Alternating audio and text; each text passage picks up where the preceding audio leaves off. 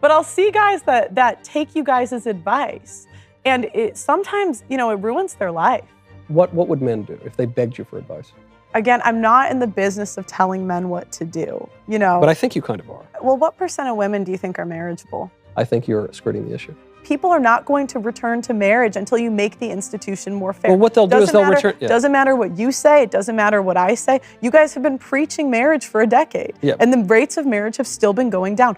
Why? Because the cost is too high and the quality of women is too low. How do you fix it? Do you want to get married?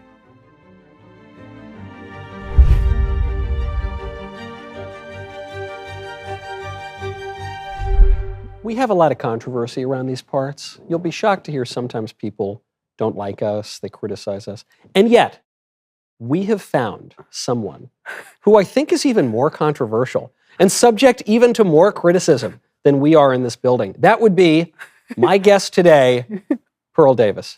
Thank you for having me. Pearl, thank you for coming on. Mm-hmm. So I want to talk about the thing that you get in all sorts of trouble for, which is marriage and your prescriptions for men and women and your observations of modern life. First, though, I have to ask, you, first of all, are like 12 years old. You're quite young. A lady never tells, but you're quite young. You burst onto the scene. Yeah. I think if you're not the most controversial person on the internet, you're probably the most controversial person on Twitter. Okay, yeah. X Twitter is funny. How did that happen? Gosh, it happened so fast. Well, it all started, I moved to London to play volleyball. And essentially what happened was I started reacting to red pill content. Okay. And I didn't understand why men were complaining about dating. I kept hearing like men complaining about dating. So I ended up doing a panel show where I interviewed 1,000 women about dating and relationships.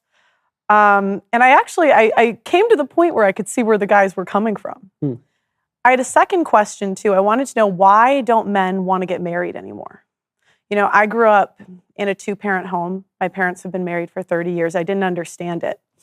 And I came to find out that when men have children in this country, in this country, meaning the U.S. In the United States, they're not legally entitled to their children. And I think it's the biggest issue that we're facing right now. Single mother homes, they lead to school shooters. You're more likely to commit crimes, drug deal. Every problem in society comes from single mother homes. And so, what I found is that men are not getting married not because they don't want relationships, but because they fear divorce. And divorce rates, I guess it's not that divorce rates are skyrocketing, in part because fewer people are getting married now. But you observed that divorce is, one could say, is at the very heart of the political problem, because marriage, the family, is the fundamental political unit. So you crack that up, you're going to crack up society. Yeah. So, I have a documentary coming out called Why Don't Men Want to Get Married Anymore, where it really dives into the problems as to why the institution of marriage is failing. Okay. So that answers why men are reluctant to get married now. Now, what do we do about it? I think the first thing you need to do is switch the laws to make them more favorable and fair. So, for example, the tender years doctrine, do you know what that is? The tender years? No. That assumes that the mother is the best one for the child under the age of 7. In some states, it extends to 16. Yeah. That's an openly sexist law. That's openly sexist. What do you mean by sexist? Because, sometimes people say sexist, and if they're referring to real misogyny or something, I don't like that. But if they're saying men and women are different, I certainly they are different, right? Yeah. But what evidence do we have that the mother is the best one with the children? Well, the kids are the most likely to be abused by the mother, not the father, by the mother. That's a little unclear. That's a little unclear because, for starters, as you just acknowledged, the children are much more likely to be with the mother. Not only in the case of divorce, but also in the case of a married couple. But why? Daddy's at work. But why? Why are kids more likely to be with mothers? The way the laws are set up, it punishes men for being traditional. If you're a traditional... No, when I say kids are more likely to be with their mothers, I just mean because even in a traditional family, right. Daddy, am off at work right now, and Mommy is home with the kids. But, so what's your point with that? My point is that and the statistics are a little unclear about this. There was a number from HHS in 2009 showed that women are much more likely to abuse or neglect their children. There's another number from last year from, I think it was the National Child Abuse and Neglect Data Set or something like that, which found that it's a little closer to equal. Women still have a slight edge on abuse, but it's close to sexual parity. But then when you factor in... Not the biological dad. That includes stepdads. Not the biological father. No, that's biological father. No, it's it is the 20. Which data set are you referring to? Well, they've done comprehensive studies over the last 100 years. But what do you mean by they? Like, I'm referring to a very specific data set. Okay, go ahead. So in that very specific data set, that would contradict the 2009 numbers from HHS, but nevertheless, it would still prove your point, which is that the women are slightly more likely. But then I guess my point is, right, the women in marriage and outside of marriage are much more likely to be with children all of the time. Right, so there the parity is almost you would see surprising. The abuse numbers go down as women have spent less time with children. So in the last 50 years, women have worked more. Hold on, you're saying that children are more likely to be abused in a traditional family with mother and father, or you're saying single father and single mother? Women are the most likely the ones to abuse the child. And even if you include, you think abortion's murder, right? Yeah. So 1 out of 3 women's had an abortion. I've seen some numbers that say 1 out of 4, but the point is still the same. If 1 out of 4 men committed murder, we would all be... Though, yeah, I mean, abortion is murder, but also, you know, there's a lot that goes into that because there are... And so I just couldn't... Sorry, go ahead. Well, you know, when we point to an issue like abortion, you know, obviously, that's that is murder. It's not only morally synonymous, it's the same thing. But then also, you know, the male abortionists are involved in the murder, the male legislators who pass the laws. If I hire a hitman, I'm still responsible. Sure, but so is the hitman. He goes to jail too. Right, but there's far more women that are hiring a hitman than men performing the act. Well, so I guess in every abortion, it's a woman who's procuring one. Exactly, right? That's my point. And so my point is that law is openly sexist. It's sexist, but men and women are different. So shouldn't it be sexist? Meaning, when a little baby calls out, a little baby is calling out for mommy, not daddy. Now, I'm not saying this is good. I think divorce is unacceptable in pretty much every circumstance.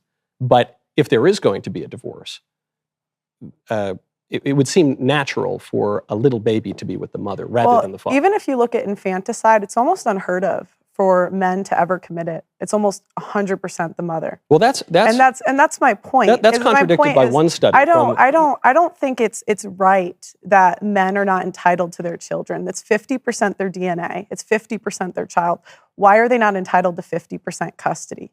And they should be entitled to 100% custody within the context of marriage, which is indissoluble. Right. But to the point you just made, where you said fathers don't kill their kids. Again, I think statistics are basically fake, but if people are going to cite them, I'm happy to cite them when they buttress my argument.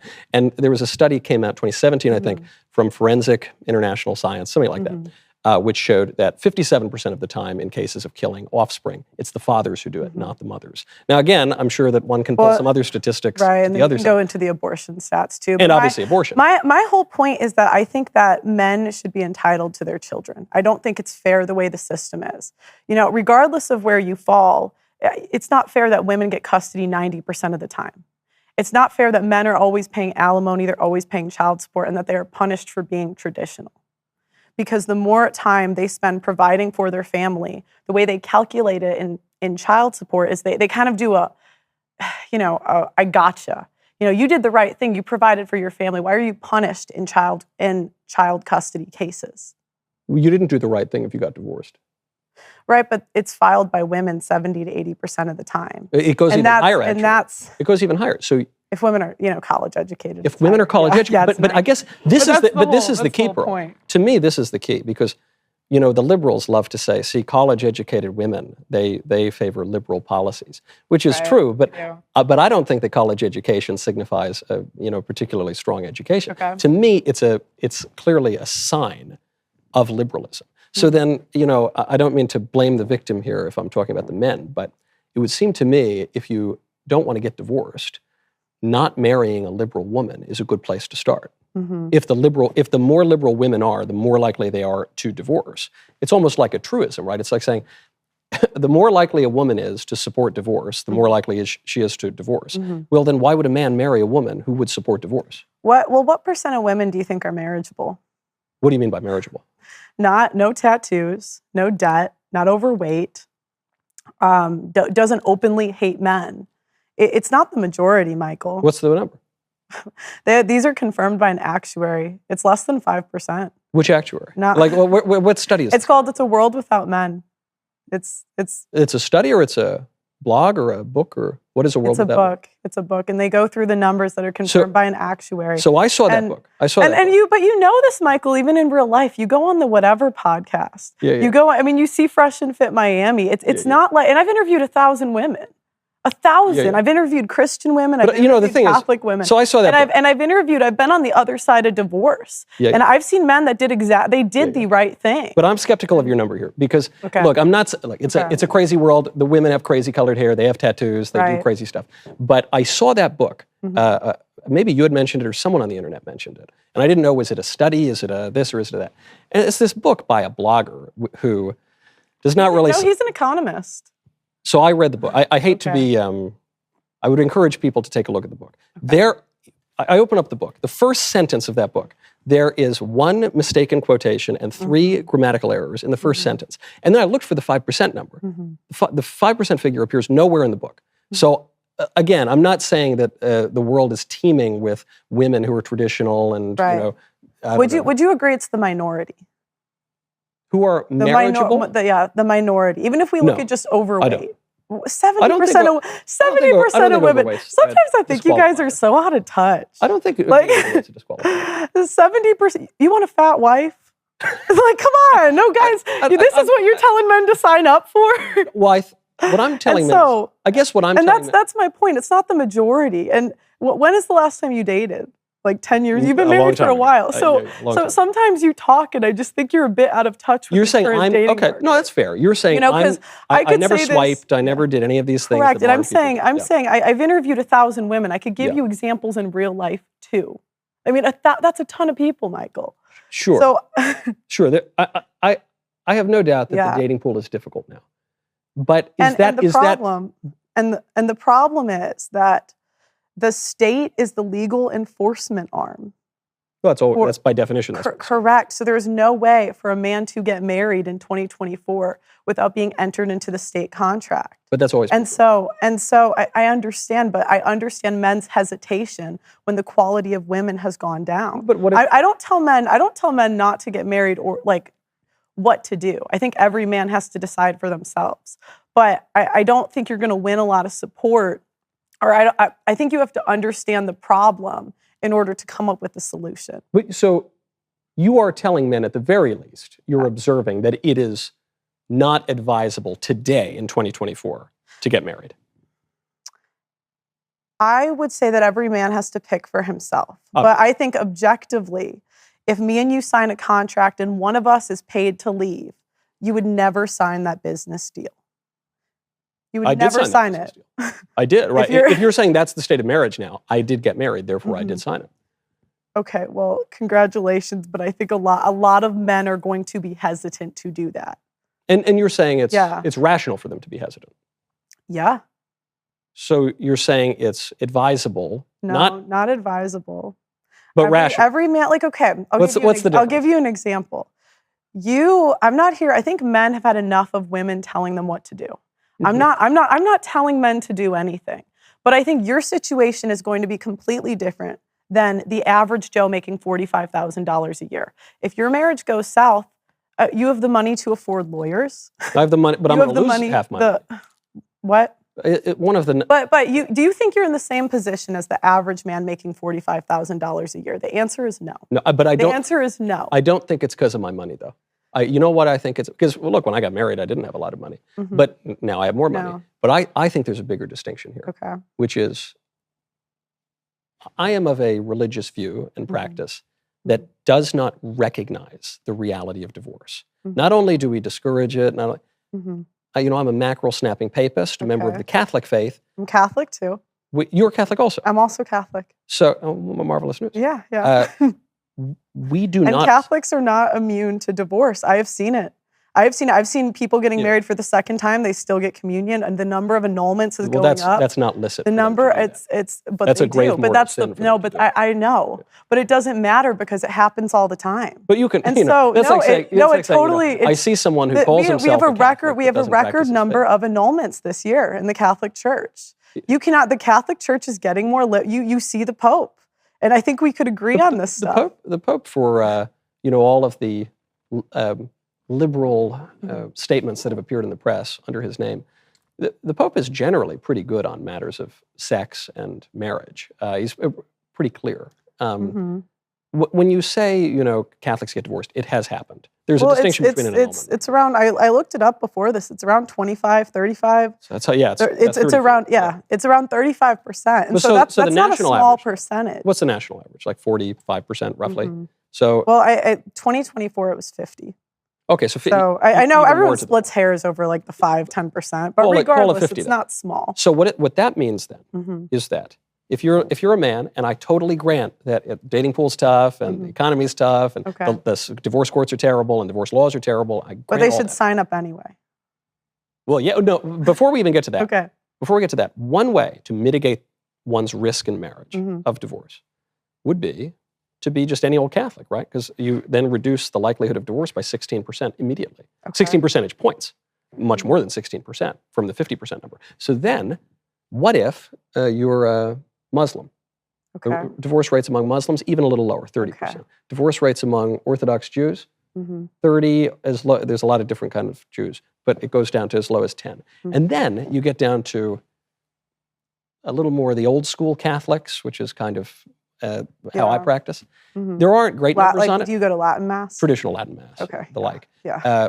That's a lot of patience. It's but frankly, I find it. No, it's good. It's good. Latin Mass is a little better. It seems like it goes faster than the shorter. No, it's a little bit better in the Latin Mass. I'd agree. But you know, when it comes to divorce, the numbers are a little sparse here. It's like 5 to maybe 10%. But the problem is with most of those stats. One, most of those studies were done before social media.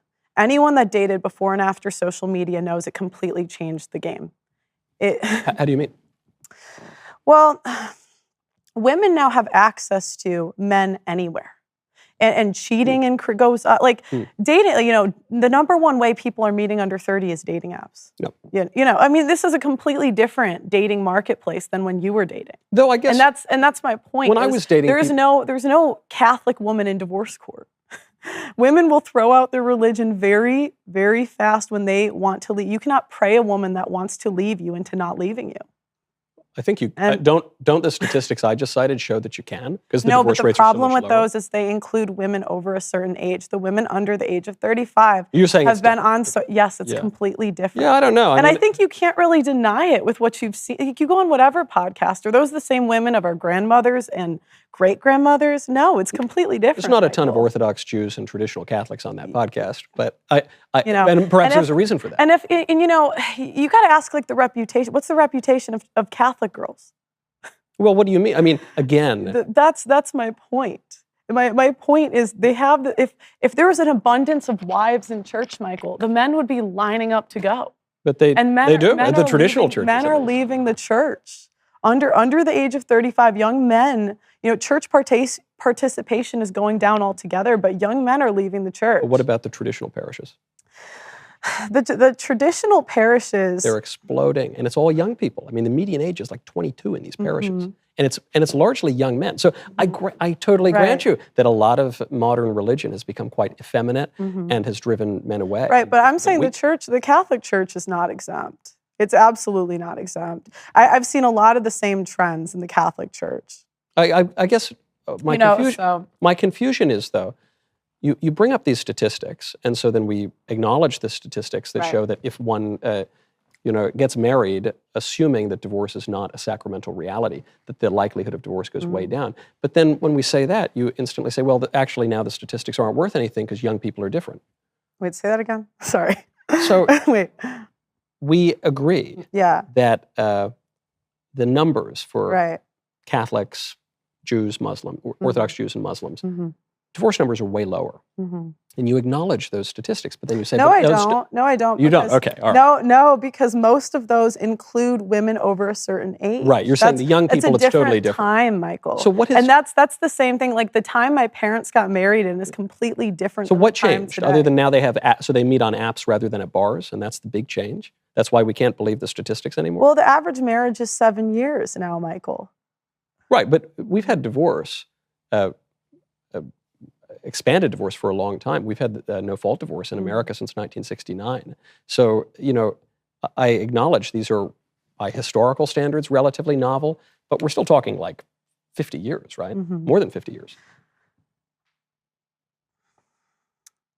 I don't, I just think a lot of times I hear you guys' advice to go to church and find a good woman. And I don't necessarily think it's bad advice in general.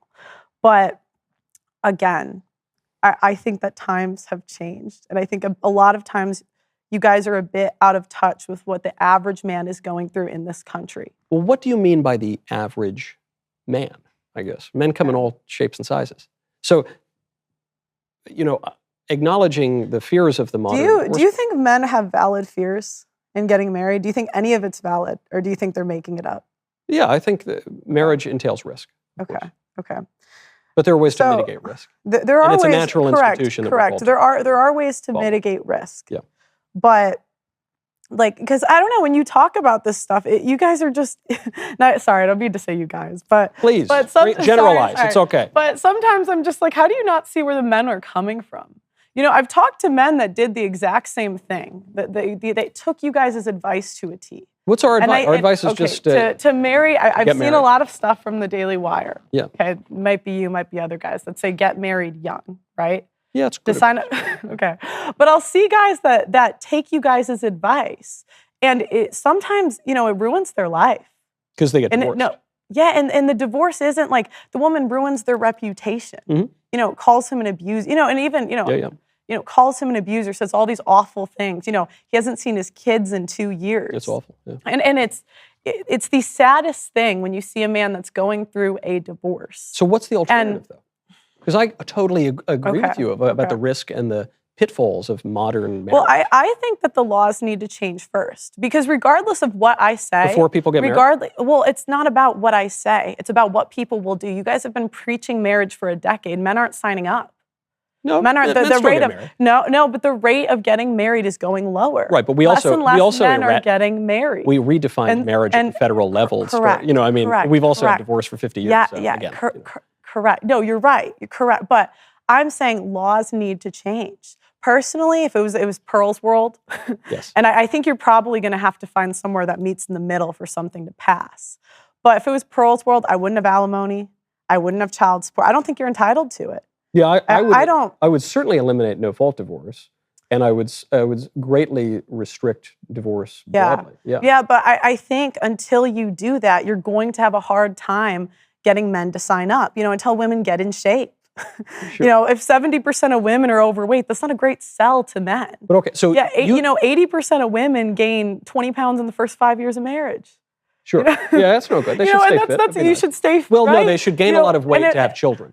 They should gain so much weight because they're having children. But this is my point. You're not going to appeal to men by shaming them into marriage. I'm not shaming anyone. I'm just recommending. But I've heard you guys say things like you're not like a real man if you don't get married. I've heard this from the trad camp. That's not exactly true because some men are called to religious life. Some men are called to celibacy. Right. But the ones who are not are called to marriage. Not merely because it's sort of fun, though it's fun, but because it's a natural institution. Because men have certain ends. We have certain goals, right? So one of them would be we want to have children. This is not just a preference, de gustibus non disputandum est. This is an aspect of the natural law. Don't you think they should follow their purpose in God first? That is part of their purpose. Okay. No, I don't think so. That's what do you mean? I don't think men's purpose is women. I think men's purpose having children is well, why? Why is that their purpose? Even the Apostle Paul said it's better to be alone, or not the Apostle Paul, but it's Apostle even Paul was celibate, yeah. But to mention sorry, the Apostle Paul is celibate. But since you mentioned Christianity, it's important to remember our Lord is the bridegroom. The church is the bride. So from the Christian perspective, marriage is understood to be a symbol of Christ's love for his church. Now, that's the supernatural But that's not perspective. how it's practiced today. And that's some quarters it is. But you can say my special religion, here's the exception. It's not across the board. No, my true religion that built our entire civilization. That's what I'm talking about. I'm a not some Catholic eccentric. too. I'm a Catholic too. But well, I'm just describing to you the Catholic view of marriage, which is different than the view you're articulating. But it's not the way that Catholics are doing it if we have 25% getting divorced. That's not a small number. Well, it's not the way that 25% are doing it. It's 30. It's really 35. Yeah. But I try to be conservative because I don't want to go back and forth. But to that point, Pearl, Joe Biden calls himself a practicing Catholic. He supports killing infants in the womb up until the moment of birth as a matter of law. So But we get into a tricky territory when you get to play God and decide who's a Catholic and who's not. I'm not playing God, and I don't decide the magisterium. Okay. But the deposit of faith does, the magisterium does, sacred scripture does, the vicar of Christ does, and on this point, all are clear. And by the way, I'm not even talking about marriage necessarily from a supernatural perspective, though I certainly view it that way. But there's also the natural perspective, which is that there is, you say men should follow their purpose and should follow God. I of course agree. So how do we know our purpose?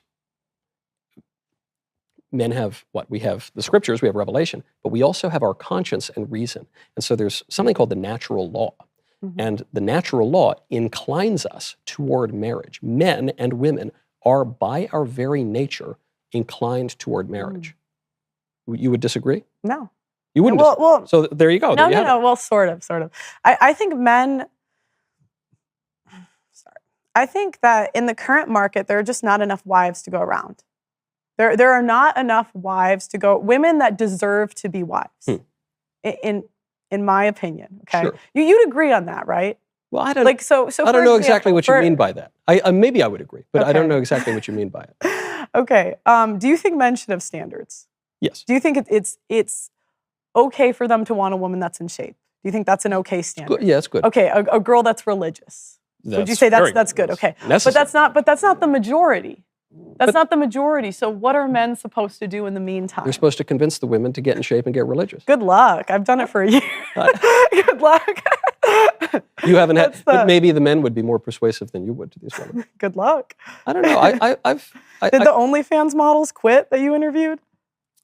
I don't know if that. I've only interviewed a few on whatever. But some of them might. Shows. That's the point. There's actually I mean, miracles happen, but I wouldn't bet on it. There are a couple gals. There are a couple gals who've written into my show, not from the Whatever podcast, but who were watching my show and really watching in the member block and everything. Who were both like online pornographers to some degree, and one said she was going to quit. I kind of lost track of her in the show. Another one quit, had a major conversion, and what a wonderful evidence of the glory of God. Was it the one on Twitter? Yes. Yeah, her OF link was still up. So a lot of times she denied it. Someone said that was true. Her OF link was still up. Yes, it was. I checked it. Yes, it was. I'm positive. She posted it and showed that it wasn't still up. It was. I don't know. Still up, but I don't know. She seemed pretty sincere to me. But in any case, are you denying the principle that people can change? Yeah, I mean, God can forgive you, but men don't have to. I don't think it's. I'm talking about repentance. Repentance is good, but I wouldn't say that makes her wife worthy if you still used to have an OF account. You would agree that men, in general, should not date women that had OnlyFans accounts. It's not ideal. Okay, I don't think it's disqualifying. You can't definitively say that a woman. Okay. I don't think it's disqualifying. I think you're going to have a tough time selling guys on that. I'm not convinced of it. I mean, to quote St. John Vianney, the saints didn't all start well, but they all ended well. So I wouldn't recommend that people get involved in porn in any way. Okay. But there's also, on the men's side of things, men are in a little rough shape because of our modern culture too. A lot are addicted to porn. A lot have hooked up with a lot of people. A lot of kind of indulged perversions and things like that. Doesn't make them particularly marriageable either. But why is it whenever we say something about the women, we have to say but men? Well, because it's an observable fact, and marriage involves men and women. I know, but all I'm saying, Michael, all I'm saying is don't date. Like, it's just crazy sometimes. I get so curious because I say men shouldn't date women that used to have OnlyFans. Like that shouldn't even be an argument. I don't know. I don't know. I mean, again, it's not ideal to have. You wouldn't date a woman with an OnlyFans. Well, I wouldn't date any woman now because I'm happily married. No, but if you were single, right? You wouldn't do that. It would be Come on. It would be an obstacle. It would be such a big obstacle. It would you be an wouldn't obstacle. do it. But Yeah. that's the problem. I don't Like know. I interview guys that are dating a girl for 6 months. They find out she used to have an OnlyFans account. These are real things that happen. Sure. Yeah. It's You not know? ideal. Though, frankly, I'm again Yeah. to your point. I've been out of dating for a long time, but these days, can one find a girlfriend? I mean, I assume it can happen, but in modern kind of liberal secular dating, can one find a girlfriend who's never texted a naked picture of herself? I don't know. Like women do this all the time now, and then it becomes a big scandal when they get. Yeah. So do iCloud. those women deserve to be wives? I don't You know don't that think they. that- I don't know that we deserve But much of anything. that's my ought we point. to do it? Is my That's my point. Is the women of today are not the women of yesterday, and Sure. it's becoming more and more difficult to find the women that you're talking about, and there are not enough to go around. But you're framing. That's my point. Sure, but you're framing this as a question of who deserves to be married. But my framing of it is what one ought to do. That marriage is a natural end of our nature. I don't deal in oughts. I deal with what is. Not But- what I but- want. but- Not but what the I i- want. the- Not what I want the world to be. But the is of our nature implies an ought in our actions. But through it's the not natural about law. what we want it to be, Michael. It's about what the world No, is. I'm just saying now. how people ought to behave. They ought to get married. Is what I'm saying. Okay. Well, Which is implied by our nature, which is the is. okay. Right? Because at the very least, Pro, you would say people want to have kids, right? I mean, if women wanted to have kids so bad, why are they killing them like crazy? You know, Yeah, there's a lot of abortion. It's Yeah. dreadful. But I'm just saying people Yeah. in general, you would admit, want to have kids. Sometimes they do and they don't. I mean, women aren't having kids like they used to. I talk to women all the time that say they don't want to have kids. People, yeah, they say it's So, unfortunate. but that's People say what, a lot of those things. and that's where it's going. But I guess- but half of women are going to be single and childless by 2030. What about that's these the way men? the world's But going. The men you're talking about, the men want to have kids, right? Or no, they're also degenerates. Everyone's just a degenerate now. Men selfish. want marriage relationships and families. Men want that in general. Okay. But there are obstacles now that make it increasingly difficult for men to do that. One is that yeah, it's really common. So you would It's really- sacrifice having children? One is that the women are increasingly lower quality. They've gained weight. The body count numbers are up. Buy them a Yeah, okay. Stairmaster. I don't, like get them a gym. Oh, good luck. You know, I tried to pay a girl to lose weight. I swear to God I did. Because she came on my show. No, I swear. I swear. And I said, because she was really fat and I told her to. And I was like, I'll pay for your training. And I said, I'll give you a cash prize. I said, I'll give you $3,000 if you lose weight. That's a ton of money. Yeah. She couldn't do it. She I'll couldn't hit stick the to gym it for a month. Yeah. Do I get the offer? Well, you look like you're in shape. Stop it. Come on. You know, but that's my point. You know, one obstacle is that the women are lower quality. Okay, the benefits are not the same. Most women are not raised to be traditional wives and mothers, and the cost is getting higher. So, You know, it's becoming, divorces are getting more expensive, weddings are getting more expensive. So when you combine those, they don't need to be, but they are often. I agree, but it's not about what I want the world to be. No, I'm just saying I'm Catholic too, and I think there's awesome things about the Catholic Church. But that's a big but. It's never good to say I'm a part of this religion, but it doesn't mean everyone's following it. It doesn't mean that's the norm. And I'm talking about what the world is, not what I want it to be. But it's not just what you want it to be. I'm saying, like, if I'm a young man and I'm acknowledging a lot of the things you're saying, that's tough dating out there. Mm-hmm. But look, I want to have kids. I want to have a family. Mm-hmm. Are you? I know you say you don't want to give men advice. I say every man, you have to decide for yourself. But let's say the man came to you and said, "Pearl, I know what you, but I don't care what you want. I demand." These hypothetical situations. Well, we're just discussing a concept in the abstract, I think you're kind of sneaking around giving advice because I think you're saying, "Look, through my reason, I've arrived at this conclusion about what's rational and advisable, but I'm not giving advice." So let's get through all that. Let's say the man comes to you and says, "Pearl, give me the advice. Should I get married?" Are we reporters or preachers? I'm just a writer and a talker. That's my point. Is I'm I'll give you an of those example. things. I'll give you an example. Yeah. Your options are going to be completely different than another guy's options. Why? Because I'm devilishly handsome. Yeah. Devilishly handsome, you know. Where that's not the case for every man has to decide for himself. Do you think men should be extremely cautious when getting married? I think they ought to be extremely prudent when getting married. Not cautious. I think courage is a virtue and the prerequisite for all the other virtues. So I don't think men should be little wallflowers backing away from a challenge, but they ought to be prudent. They ought to use their judgment properly. And so there are ways to mitigate risks within marriage. But furthermore, they ought to get married because that is the way to achieve the very thing you're suggesting they ought to, which is their purpose. What if no women want to get married? Well, they do want to get married. No, they don't. I mean, because when women have the most choice, we don't choose marriage. Women have the most choice when it comes to commitment around the age of 22. They're not choosing to get married. I don't pay attention to what people say. No, you mean when they have the most options, when they're the most marriageable. But they do. But you will acknowledge those women who have been duped by feminism. Maybe even after they're past their prime marriageable age. No, I don't blame it on feminism. I look at it different. I know women that have been raised in this culture that chose to get married at 22, waited till me, I know women that did the whole, exactly what you're describing. So it was based on the choice. Every woman has choice. Every woman has agency. And they got married. Yes, but there's also women that chose to go on OnlyFans. Oh, yeah. That's why I'm saying. I'm just saying. I think those women tend to regret it. But I'm saying, I don't like blaming your decisions on society because at the end of the day, you are responsible for the decisions that you make. Right, but your education is responsible for forming the way that you think about things. No, but there's people in the same education and they make different decisions. When I mean education in the broad sense, meaning how people are raised, which gets to the point of marriage. But I know there's people that that are raised in bad environments and choose not to do that. Everyone has everyone's got free will, Michael. Sure, but we're also shaped by our social context and our educations. Right, but aren't you you're responsible for the choices you make, right? I'm a moral agent, certainly. I am? Okay. But I'm more morally free to act the more that I can discipline my lower passions and bring them into accord with my rational will, which is why I'm discussing marriage as a matter of reason. So I guess the question you'd have to ask is, even before we can say whether or not you want to give advice to men, but should they or shouldn't they, what is marriage for? What's the point of it? Mm-hmm.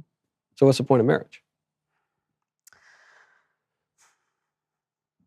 I think that the point of marriage is, it's to create a union. It's supposed to be you are submitting to your husband's authority and you're creating a family. And creating a family. Yeah. Yes. So it's forming a union with certain roles and, a structure and to create a family. And do you think that's how it's being used today for the average person? For the average person. Yeah, it forms a union. It creates a family. The average marriage is 7 years. Yeah, but it's a union. But I think there's more to marriage than what you described, but I think that those are some basics. The average marriage is 7 years. Right, but that still forms a union and often creates a family. That's what you're talking about, the struggles. Right, but it's supposed to be for life, not for now. I agree. And that's what I say. It's not about what ought to be. It's about what is today. And right now, a man cannot have children in this country and not be signed up for the state contract. So that's always been true. I think, but my point is, why can't we change the laws first? Because we live in time and space, and you'll die alone without having had kids and without having the joys of a family. Why? You guys are one of the most influential media networks. We are. And we're very persuasive, very powerful. You guys are. And yet we're not changing the divorce laws. Try as we might. It hasn't happened. No, but you guys barely cover it. I talk about it all the time. What are you talking about? I talk about marriage on my show probably every single day. Right, but when we talk about specifics, I was talking about the tender years doctrine. Yeah. It's like even in California. Sure, if a woman lies about paternity of the child and it's not found out before the age of 2, that man's on child support for life, even though that woman committed fraud. And these are real things that happen in this country. The man is on if the father doesn't discover that he's not really the father. Yeah. Because he's acting basically as a duped adoptive father or something like that. Mm-hmm. Yeah. Again. Because the way the laws are is it goes in the best interest of the child, which generally means the best interest of the mother. Right. But you do not need to convince me that the divorce laws are dreadful. Right. What you do need to convince me of is that men ought not to be married until the laws are changed. Why do men have to sacrifice their security for women's security? Women have made the choice to leave marriages. Women have made the choice to collect alimony and child support. Why do men need to sacrifice their security for women's? Because it is good for men to be married and to have children. Well, It's not that they're forced or coerced then to. why? It's good for them. But then why is the reputation of marriage so bad? If this was a great product, Yeah, I don't think Michael, it's so bad. If this was I think it's the most popular great, institution in human history. Because no, that's not true. Because you're out of touch. Why do we have phrases like "happy wife, happy life"? Why do we have phrases like "it's cheaper to keep her"? Why are those like we don't? These aren't made up, Michael. Right, they're kind of funny little jokes about marriage, which is the enduring institution, Right, the popularity of which is attested to by its permanence throughout human life. True? Why do they ring true? They don't really ring true to me. Happy wife, happy not life to you, but we're not. Happy wife, happy life is a recipe for a terrible marriage. We agree. Yeah, we agree. Right. But it's kind of a joke. I mean, we make little jokes about that. In the Henny Youngman line, "Take my wife, please." I might use that line, but I don't mean it. Why is that funny? Because it rings true. Because it's ironic. Quite the opposite, right? It's funny because it's ironic. No, it's funny because this stuff rings. Like, it's true. You bicker with your spouse sometimes. That's the truthful part. Mm-hmm. The ironic part is you don't actually want to give your wife away. "Take my wife, please." Okay, well. Right. But, okay. It's cheaper to keep her. That's a phrase, right? Yeah. Why does it exist? It exists because divorce laws are so bad, and that's what the joke is about. Okay, so again, if the marriage contract is so good, why do you have to convince men to sign up? If they're getting such great benefits from marriage? Because we live in the reason that we need to convince people to get married is because liberalism has inculcated in people an extreme individualism and an extreme subjectivism that disconnects their actions and their interests from reason and objective reality and the common good. That's the actual reason why, and it's not just pertaining to marriage. It pertains to building up wealth. It pertains to duties that are owed to the family, to the community, and to God. It pertains to all aspects of public life. It's not just marriage, but because marriage is the fundamental political building block, you see it expressed there. I'm not against marriage, but I think that men, regardless of what I say, because I'm not going to convince the entire country to get married. Like, no matter what I say. You don't seem interested in doing so.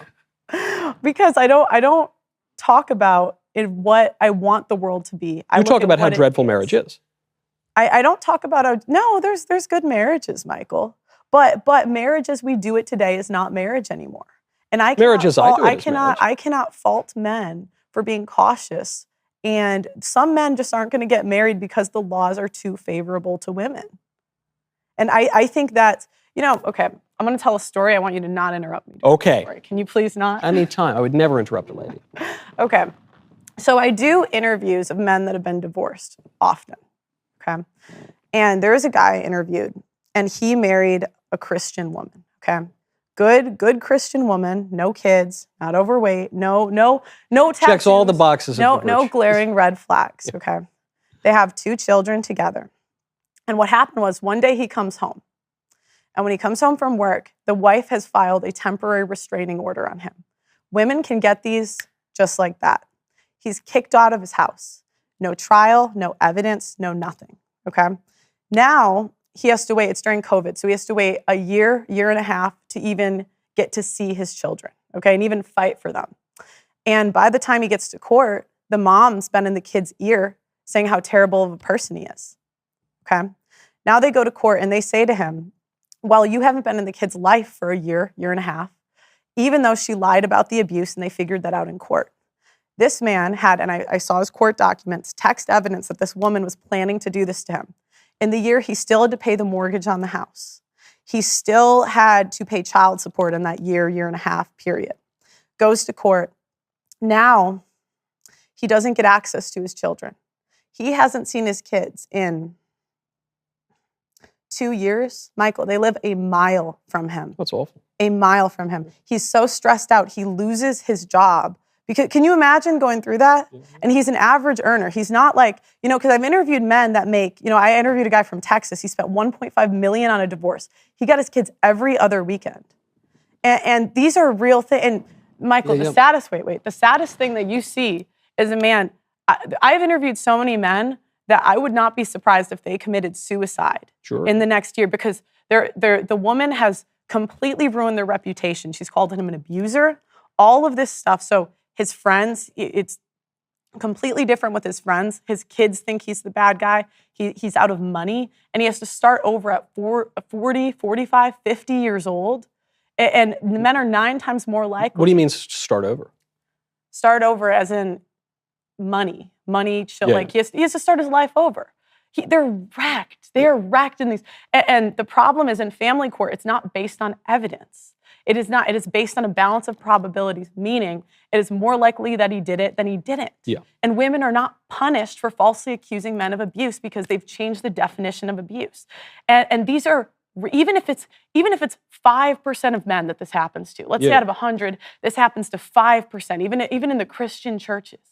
You know, I would never, if I got on a plane and there was, there was a 20% chance of I get to paradise and there's a 5% chance of it crashing, I'm not getting on. Right. And you have to understand, this is death to a lot of men. The idea that they can't see their kids that are a mile from them. They're sending them money. And Glenn, you know, he's one of the guys that happened to. Yeah. And you know, it's like a lot of these guys did everything that you guys say.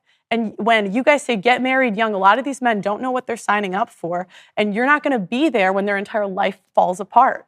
I interview them on the other side.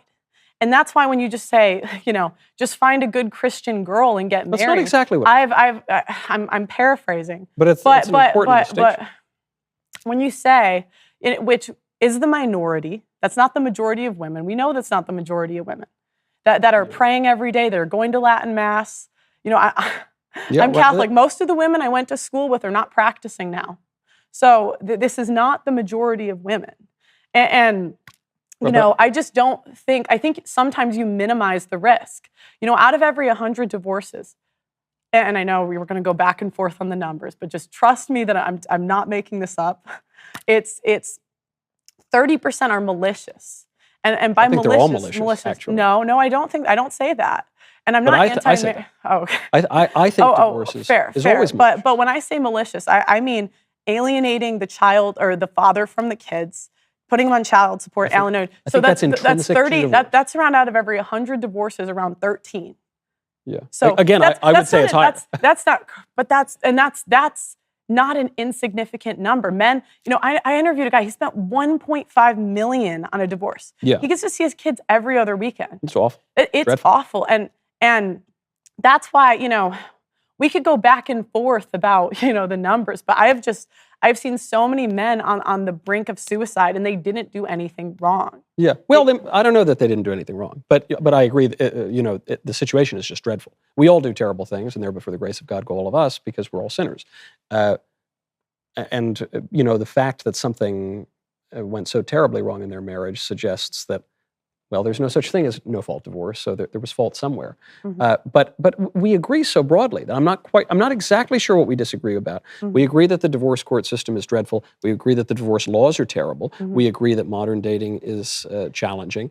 But I guess... So what I would say, to switch things, I think men shouldn't vote for either party. Because neither party is taking their issues seriously. I mean, the issue of divorce. Where is the mandatory DNA testing?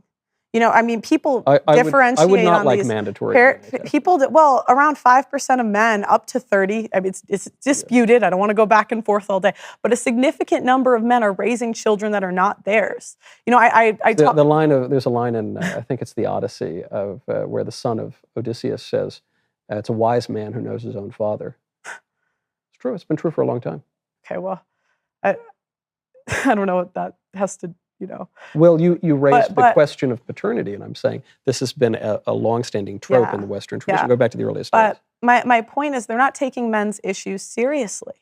I don't think either party is. So I think, really, if it was up to me, I would say, men, don't vote until one of the parties starts taking you seriously. Sure. I think the left should try to buy them. Not buy them, but like, you know, if Biden came out tomorrow and said, hey, we're going to make divorce and family court more fair, we're going to... You know, we're going to do mandatory DNA tests. You might disagree with that. I wouldn't like that. I find that to be quite disrespectful to the institution of marriage. Well, I think it's more disrespectful that women are lying to men about paternity, and that's a real problem. Sure. Yeah. So deceitful women, that's a problem throughout history. Right, and even if it's 2%, 1%, That's 1 out of every 100 guys. That's a real issue. And Do you there's think, no penalty for women doing it, even though it's fraud.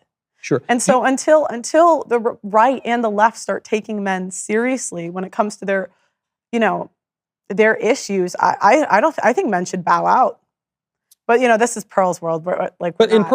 In Pearl's world, yeah. again, so it's confusing because you say, I don't ever tell men what I think they ought to do, but you just said, I think men should bow out. I think that would be a strategy, sorry. Right, but you say the same kind of thing when you say, I think men ought to wait until the laws change before they get married. Every man has to decide for himself. You just told men what to do when it comes to voting. Every man has to decide for himself what he does in his personal life. I think a good strategy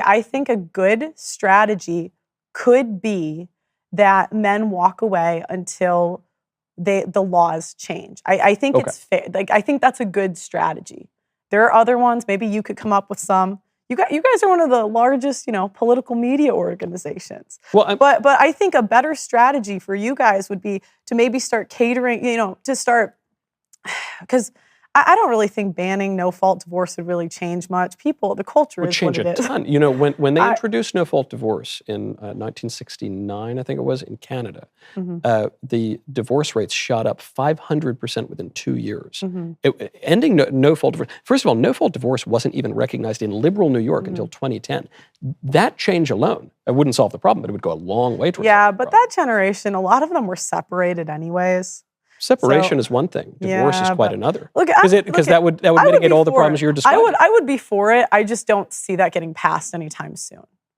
I don't see any of these laws getting passed. That's why I'm telling men, don't put off your life and put off having a family until the laws get passed. Well, I think we would have a lot better chance of getting them passed if that was the number one issue you guys were talking about. If that was the number one issue. It is. I don't think I'm exaggerating. Okay. It might be the number one issue I've talked about. I mean, I was just at CPAC, and I got in all sorts of trouble for saying that the way that people describe marriage these days is wrong, and marriage is a lifelong union between a man and a woman. Right, but you would agree it's not how it's practiced today. It is how it's practiced by the people who have reasonable marriages. You would agree it's not how it's practiced today, not in the special religion, but by and large? Again, when you say special religion, it seems to me you're trying to marginalize the Catholic faith or other faiths. I'm Catholic. I suppose, but I think you're marginalizing it anyway. But religion is just a habit of virtue that inclines the will to give to God what he deserves, right? So it's just kind of the way that one acts. The reason I say that is because I grew up in the Catholic faith, and I don't think that exempts men from the risk of getting married.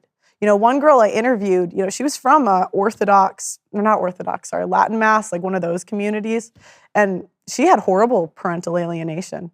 I mean, her mother, there's a whole book that it's called How to Destroy a Man. And it lays out the framework exactly for how women can legally destroy a man, take his assets, take his children, and ruin his reputation. I wouldn't recommend reading it. This is a step. No, I've read it. No, I mean, not for that, but it's like a step-by-step guide. And this mother did it. And this was in a Latin Mass, like Orthodox community. And that's why I say... Yeah, again, because of these terms are sort of ambiguous and contradictory even in this case. So I'd be curious to see the actual case that you're describing. I guess what I would say is sometimes women have feelings about religion at 22, and at 42 they change. And there's no consequence for women leaving right now. People could change their minds at any given time. Correct. But in fact, they're paid to do so. And so I will never shame men for making a decision that's right for them. But you're going further than not shaming them. I think we've gotten to the point where you've said it's at least a good strategy to walk away from the institution of marriage until the laws have changed. You just said that. I say, do whatever you want, guys. But said to me. I said, regardless of what I say, men will walk away. So let's establish men won't listen to Pearl, as you just said. Let's establish that you think men ought to make their own decisions. Yeah. We've long established. You also just said it is a good strategy for men to walk away from the institution of marriage until the laws change. You just said that. No, I was talking about the vote. They should walk away from the voting. The ballot box. That was the ballot box. Until I said, so at the very least, we've I said that's a strategy that men can do. A good strategy. But not just a bad strategy. I mean, how else? I mean, what have conservatives succeeded in conserving the last 50 years? Not so much as the women's bathroom, I guess. But so you're asking them to get on a team that's losing. Right. I mean, that's what Whittaker Chambers said when he left being a communist to become a conservative. Right. He thought he was joining the losing team. And maybe that's the case. I mean, in the long run, we're all dead, and the world's going to fall to pot, and then the second coming will occur. But that's not an excuse to avoid doing what is just and good and right, and in line with our natural desires. But it's not unjust for men to not want to have children. It's disordered. It's disordered for men not to. We have priests. Yeah. Clerical life, some Yeah. are called by the charism of celibacy, but for most men, and by the way, they're called to the charism of celibacy in the priesthood because the priests act in the person of Christ, who is the bridegroom of the church. But for people who are not following a religious vocation, they are called to family life. Okay, if there are not enough wives, what are men supposed to do? It's about 50-50 in the population. If there are not enough wives, what are men supposed to do? There is basically parity between men and women. So there are enough wives. Okay. Well, then I'm sure you'll see a spike in the men signing up No, for marriage. I agree that there's a great deal of selfishness and liberalism, but I think that's the view that you are articulating, and the view of the red pill people is basically a view that presumes a liberal, secular, individualist anthropology that is contrary to natural reason and the flourishing of men. No, I would disagree with that. How am I wrong? You're saying men ought to just pursue their own interests regardless of, say, I think nature. when you have a smoking gun, I mean, that's essentially what it is. Like, I tell you these stories and you just say, sign up anyways. I'm saying be prudent. But I'm saying be prudent in everything in life. You could get in a car and get in a car accident because of the other day, a teenage girl driver, another girl hit me while I was driving. But I'm not saying don't get in a car. I'm saying but if I get into a car and I see 30% of people crashing, I'm not getting into that car, regardless of the 10% of people that succeed. But then even further, to use your airplane analogy, I guess the difference is getting on an airplane and going to Hawaii would be a nice thing to do, and I might like to do it sometime. Getting married and having children is not merely a nice thing to do that I might, in my subjective preferences, like to engage in, but it is an aspect of my nature. It is an aspect of my purpose to which I am aimed. That's the difference. That's why I say. Do you think men's masculinity comes from marriage? I think men's masculinity and virility comes from their nature as men. Do you think? But you don't think it comes from marriage? I think that marriage fulfills a man's purpose, and in as much as he is more a man, the more he fulfills his purpose. You think marriage is a man's purpose? I think that man's ultimate purpose is to know God and to serve Him in this world and enjoy Him forever in eternity. Okay. But it wouldn't be. But subsidiary aspects of that would be for lay people, for instance, to get married, which is a symbol of Christ's love for His church, and to. But even taking religion but I'm aside asking, for a second, can I get a yes or no? Do you think? Well, I'm trying to explain to you the answer to the question you're asking. But if you say, what's a man's purpose? And my purpose in this conversation is to talk to you. Okay. That's one purpose. A purpose is also to get to the nature of this question of marriage. Okay. Another purpose is to communicate that to the audience. So there are all sorts of purposes that we have. We have higher purposes and lower purposes. And so when you ask, is marriage part of a man's purpose? I say it is. It's not man's ultimate purpose, but it is a symbol of his ultimate purpose, and it is a constituent part of his purpose and a natural end of his very nature. Okay. Yeah.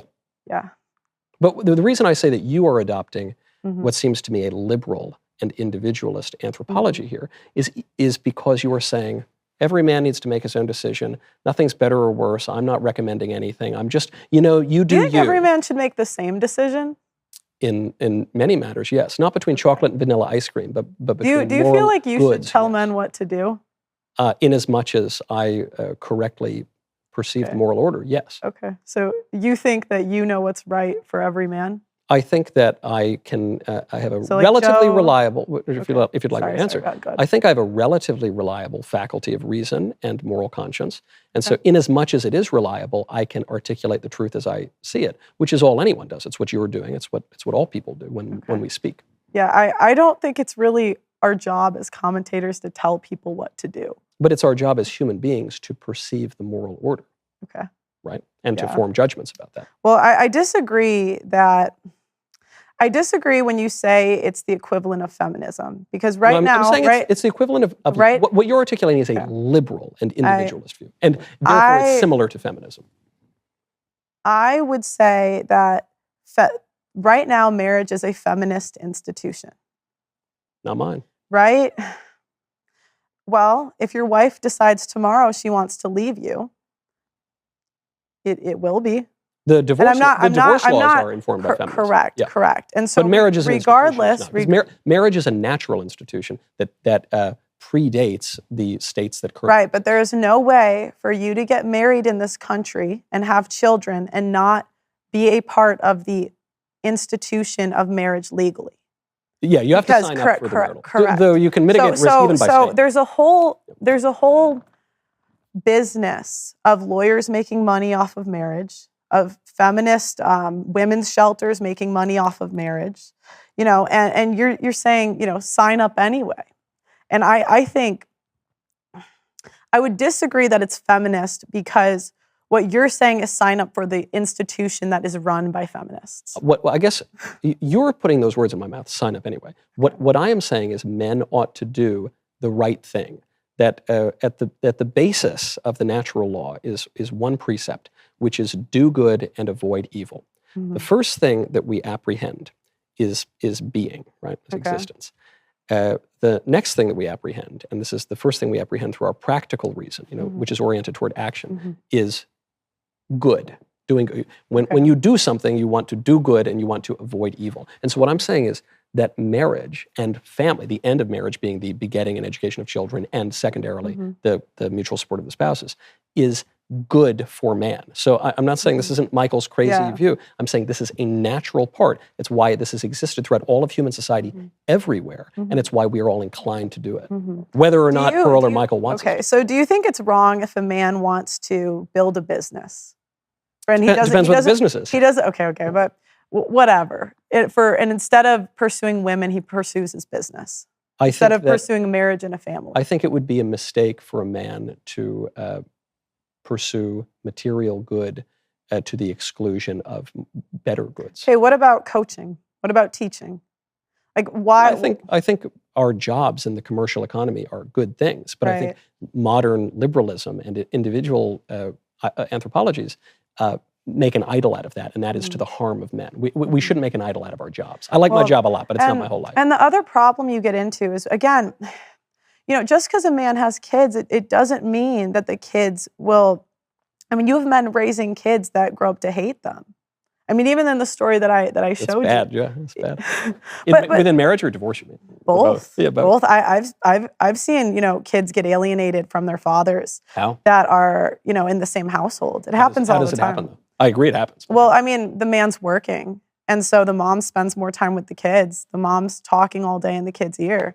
It's a really sad thing. So you're saying the mom hates the dad?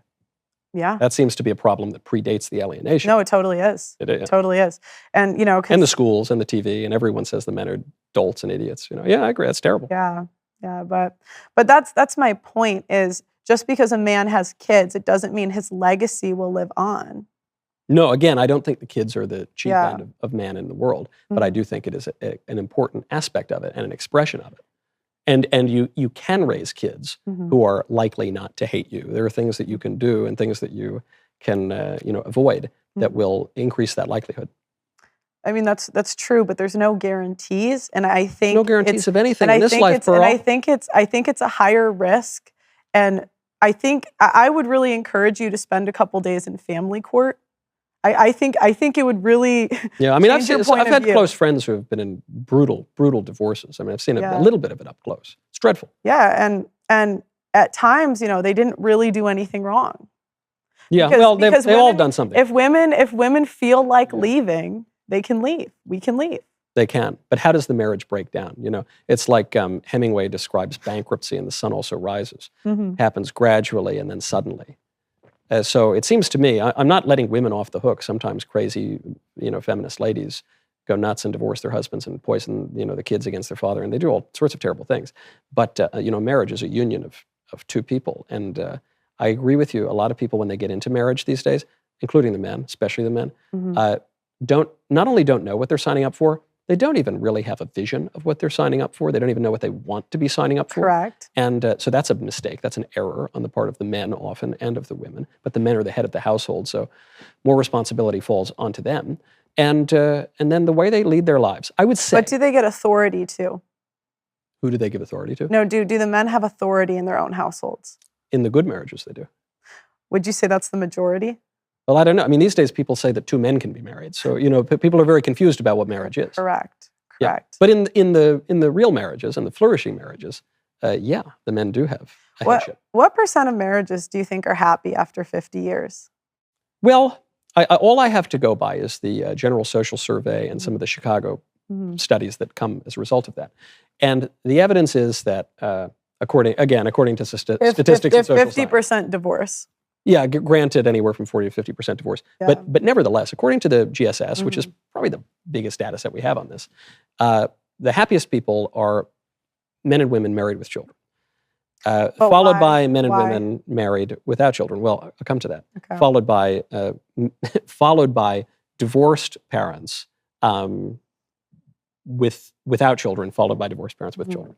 And one Chicago study from last year showed the happiness gap between married and unmarried to be 30 points. So you're talking about, again, how do you measure happiness? I think a lot of it's bunk, but in as much as you can. And the men that get married tend to be tall. Women select for tall, handsome, successful men. That's how I describe myself. But you see, so you're attributing it to marriage. And I'm saying the men that women pick are happy anyways. You're saying happier people are more inclined to get married. No. Well, partially, but no, I'm saying that women pick tall, handsome, successful men, and I would imagine that they would be happier. Because the men are hot and rich. No, not hot. What are you doing? That's what you just said. Tall, handsome, successful, I said hot. Happy. You said tall. We could add in happy. Do women tend to, women tend to want tall, happy, successful men. So I wouldn't necessarily just attribute it to marriage, even though in some cases that helps. I'm having a little trouble following. You're saying because you guys always attribute if a man's happy, it's because of his marriage. I'm just saying married people are Okay, in as much as one can measure happiness, married people seem to be significantly happier than unmarried people. Okay. Then men will sign right up. But I don't. I think people do things that are extremely perverse today because of largely because of individualism and liberalism. But even that word happiness is important because we say we can't measure happiness. Mm-hmm. I don't even know that we can define happiness now. Okay. What do we even mean by happiness? Mm-hmm. I have a definition that I go by, but Okay. What do you mean by it? I guess I couldn't say a definition off the top of my head. I see what you mean. Right? I mean, so many people mean so many different things by it. I always go by good old Uncle Aristotle's definition of happiness as eudaimonia, which is rational activity conducted in accordance with virtue. And so the reason I mention this is not just because I love, the old dead thinkers, but because I think they had something right that will help to guide us through this very confused modern time. The way that you are describing marriage seems to be from an unmoored perspective of an what? Unmoored, meaning not grounded in something. Meaning it's a little subjective. It's a little wishy-washy. Men can do whatever they like. You pick. Some people have a different purpose. That's not what I said. I thought you said men can do whatever they like. That I'm not going to I think you took issue with me for saying that I was coming to a moral judgment about how men. No, I think that every man has to decide for himself. But I wouldn't recommend, say, like. How should he decide? Following, in an ideal world, following God and His purpose. Right. So, following God and how do we come to know our purpose? I think following God typically meant. How do we follow God? Going to church every Sunday. Praying. I think there's ways that you can't studying the Bible. Mm-hmm. But I'm not like a preacher. You're not. The thing you keep leaving out. I agree. All those things are very good to do. Yeah. The thing you keep leaving out is reason, and it's the thing you keep taking issue with me, where I keep saying marriage is a rational act. It was. I don't know if it is now. But even though the laws are bad and the politicians are dummies, even still, it's a rational act over and above the qualities of the state because of human nature. Because men and women are different. Because we are a rational creature, so we can, perceive of things like abstract justice. Animals can't do that. My whiskey glass can't do that. So we can do that. Men and women are different. We're not, like the feminists say, they say we're identical. We're not identical. I agree. We're not, and like the feminists and some it would seem of the red pill guys would imply, we're not totally opposed to one another in our interests. Who would suggest this? Yeah, no, you guys always say red pill guys. I never know. I don't like to give them airtime because I find them to be huge jerks and they have smaller audiences and I don't want to popularize them. But I think we know some of the people that we're talking about. Okay. And if you think it's an unfair characterization, please tell me. I think that. Well, I don't speak for every red pill guy. But you're describing the interests of men and women as being quite opposed. You've been talking about it this whole time. The mothers when they're staying at home. The way the laws are today. Not just the laws, the behaviors. You're saying the mother at home is poisoning the children against their father. It's very common. Right. So anyway, that's the view I'm discussing. Very common. But again, I don't think that is ultimately the relation between men and women is hostile interests. I think, call me crazy and old-fashioned, I think that men and women are complementary. We're physically complementary with one another, and we are spiritually complementary with one another. I agree. And so when I say that marriage is a rational activity, I mean that the fact that man is social, the fact that men and women are complementary, the fact that men and women are coupling creatures, and that it is in our interest at a very basic level to procreate and therefore, and consequently, to educate the children, makes marriage a natural institution that does not actually change no matter what the politicians say. I think that that's easy to say in your position. I think it's very difficult. And I would agree that marriage is a natural thing. I would agree that men and women are better together. But I think when you're paying people to do the wrong thing, which if a man has children in this country, the woman is being paid to leave, you're going to have a higher percentage of women that do it, religious or not. And they're much less likely. But religious or not, the woman will not care in divorce court. She will. The religious woman is more likely to. If we're going to go off of the numbers, it's roughly 25% to a third of Catholics. That's not an insignificant number. Right. But it's like 5%. That's. And it's like 10%. I don't. Those numbers include people over a certain age. Under a certain age, that's keep moving the goalpost. It's not moving the goalpost. It's something that you should consider. Okay, but I'm considering. But you mentioned the statistics, but then you say I can't trust the statistics when they contradict your argument. No, that's not what I said. I said that over the age of 40, roughly 35, it's a different time, and the women of today are not the women of yesterday. It's a different. We would agree that it's a lower. I mean, just going on whatever. I mean, I don't know about you. I had never met a sex worker in my life. Yeah. I never had. But I grew up in a Catholic community that wasn't normal. Because that technology didn't exist. But now I'm seeing, ex porn stars as preachers.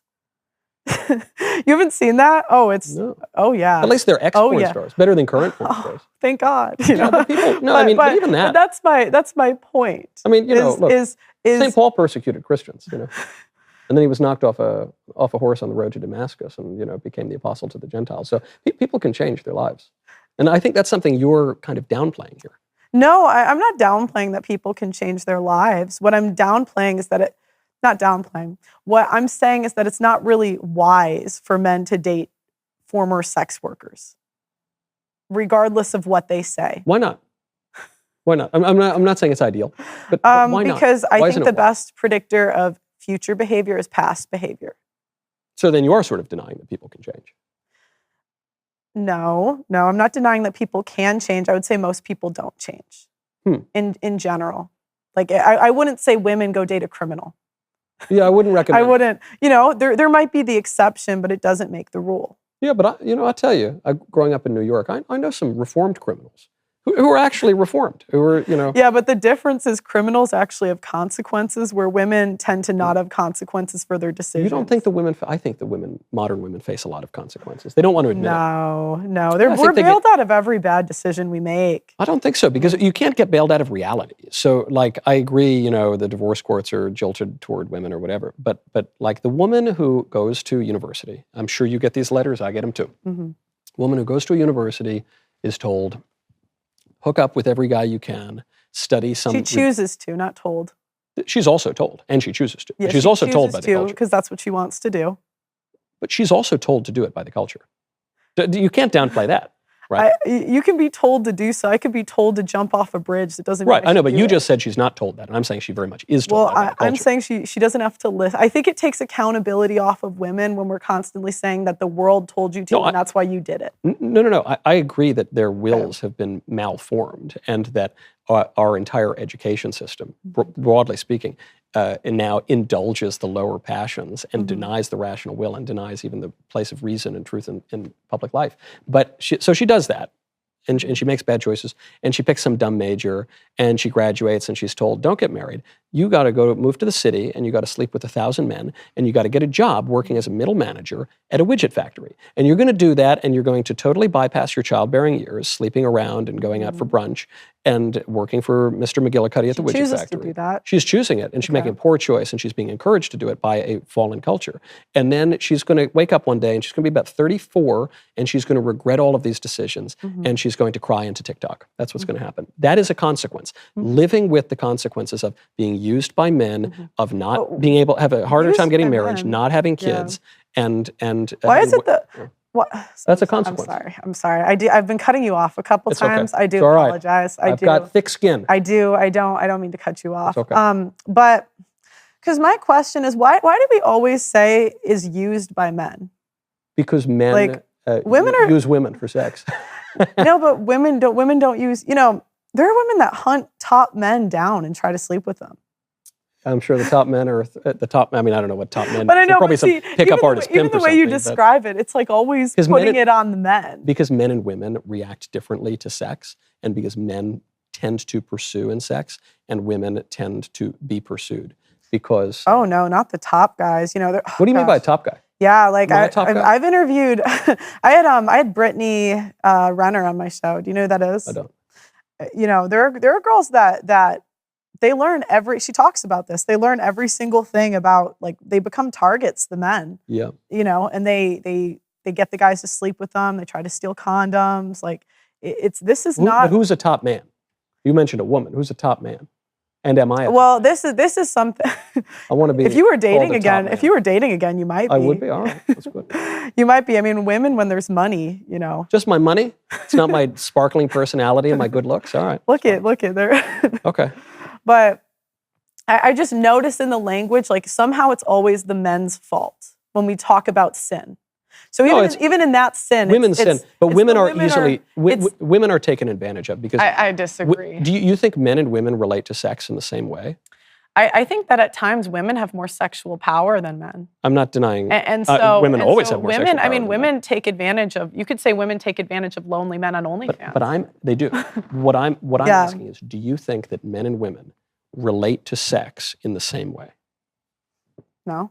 They don't. That's why we talk about men and women in sex differently, and we ascribe different moral. Right, but I think your accountability for the action is still, it's on you. So I don't think when women sin, it's the fault of society. I don't think it's the fault the men are just using you.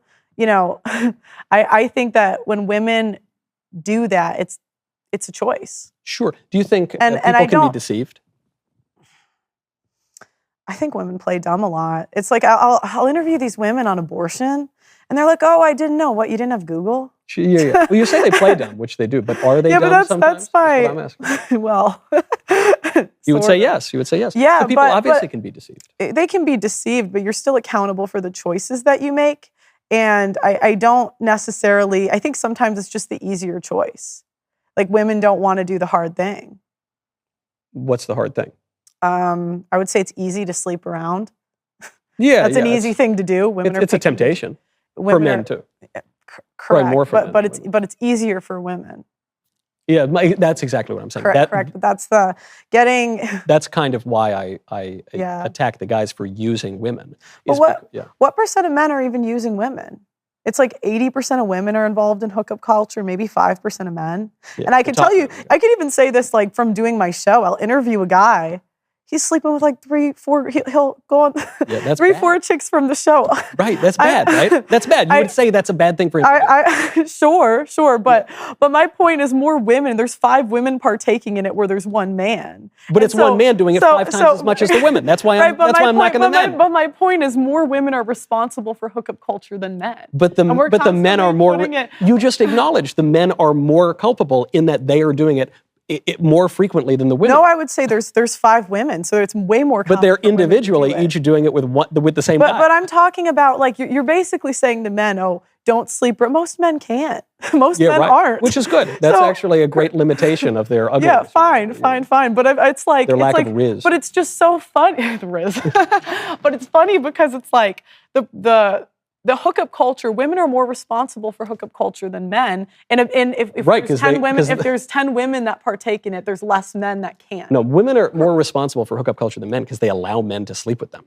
And they're the ones who are being pursued. So I agree with you on that. Well, the top men are, the women are pursuing them. I would, if you look at do we have an example of a top man?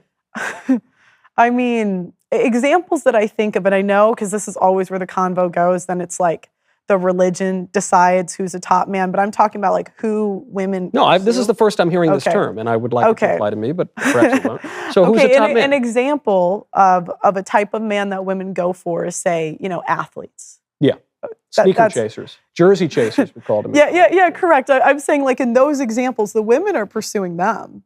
It's not the women being innocent and used. It's women driving to the games, getting a hotel. Yeah, they're interested. Stalking, there was one chick, God, it was crazy. She tells me that, God, this is just such a crazy story. They literally figure out where there's what do you call it? A hangout, I guess, after games where the athletes all go and the wives aren't there. And there are women that go there and try to get men to cheat on their wives. Groupies. They're like groupies. Yeah, but my point is there are far more women responsible for hookup culture than men. But yet, when I go on podcasts, we always somehow bring the conversation back to the men, even though far more women are engaging in it. This is, I guess, and we can't even definitively say don't date a woman that did sex work. I find this kind of utilitarian view of responsibility actually kind of delightful when you say, look, there's 5 women who are doing it. Though I think it does cut the other way because each of these total Sigma Chad dudes are sleeping with 5 women each. So I think either way it kind of cuts. But that's not really my question at all. My question is, don't men have a moral responsibility to act in a certain way? Men cannot lead women that don't want to be led. Yes. Hold on. Yes. Wait. I'm gonna yes, finish. okay. Let me finish, Mike. Okay. I was trying to lead you. Sorry. No. I do think men have a moral responsibility to act in a certain way. Yes. Great. Yeah. Well, there you have it. But I don't think men have to get married if there are not enough wives to go around. But it's like it doesn't. If there are not enough women who you say are marriageable. You know what's so crazy? What? Under the age of 35. Yeah. Now, the problem is with a lot of these, I don't know, we're going to go Statistics are all fake, but I'm happy to hear them. Well, I'd believe it too, just from interviewing 1,000 women. Sure. 5 to 15% of women under 35 are on full OnlyFans, cam, or some sort of sex work. According, there's a guy who does research for me. He's really, Dr. David Baker, he's like a published author, really smart guy. That seems high to me. That's what I thought too. I swear to God, that's what I thought. Until I interviewed 1,000 women. I can't even count how many sex workers I've met. But don't you think the kind of women? No. You don't think the kind of women who go on no, not at all. Relationship podcasts are kind of self-selecting? No. Don't you think the trad women just don't go on camera? That's been my experience. No. No, I think that. No, I think I would say when you do when you interview 1,000 women, you just start to see patterns. I've had Christian women on. I've had women from Eastern Europe. I've had women. We don't select. Eastern Europe is like the hotbed of pornography in the world, isn't it? Well, I mean, I could say Japan. I could keep going. I'm in London, so it's pretty international. I guess my only point is women who go on shows to be interviewed tend to be a little less trad than the women who stay home and bake bread. You know a lot of women under the age of 30 that are staying home and baking bread. I do. I think that it's, again, as I've said, you guys are a bit out of touch to what the average man is experiencing dating in this country. Or are we just in touch with a different group of people, I guess is my point. You're Well- right. When one surrounds oneself Mhm. with people who are divorced or with people who are on OnlyFans or whatever, then it kind of skews where you would find the median or the average. But if you spend your time in like the middle of America with like in nice parishes. Well, you just contradicted yourself because earlier you said that you had close friends that were divorced. I do. So but it's not the average. Even in your circles, you still. Well, I'm from New York and I lived in LA, so I wasn't always living Right, in but that's why America. sometimes I'm like, do you not see reality? Like, do you guys not see what's going on out here? Yeah, And I agree religious that- attendance in the younger generation, it's going down. Slower than ever. Yeah, sure. Though again, you kind of got to get a little bit more specific about it because the people, first of all, there is a movement of young people going back to churches, and they're going back to the more orthodox ones. They're not going to the hippy-dippy, egalitarian feminist ones. Yeah. So, again, this is why I find the statistical arguments to be kind of fruitless, which is, okay, when we say something is natural, we mean it in two ways, right? We mean it in it deriving from the principles of nature, like a tree sprouts from the ground, and we mean it in a way that involves free will. Like, you can make a natural choice or an unnatural choice. And so I guess what I'm suggesting is we live at a time that is exalting really unnatural and disordered behaviors, especially in the circles you're talking about. And I'm suggesting maybe we ought to focus on these circles that are growing in a lot of places where there is a return toward reasonable behavior. What about what Glenn was talking about earlier when he was talking about what verses were they? Proverbs 31. So Proverbs 31, starting from verse 10, talks about how rare a virtuous wife is. Yes. Yeah. Yes. She's as rare as rubies. For those who can't hear without the microphone, Yeah, okay, that a virtuous woman is rarer than the finest rubies. Yeah. Yeah. But that would, even in the Bible, it implies that it's an exception, not the rule. Sure, and also the Bible says, "Be fruitful and multiply." And our Lord says in the Gospel of St. Matthew, what man has joined, let no man separate. Right.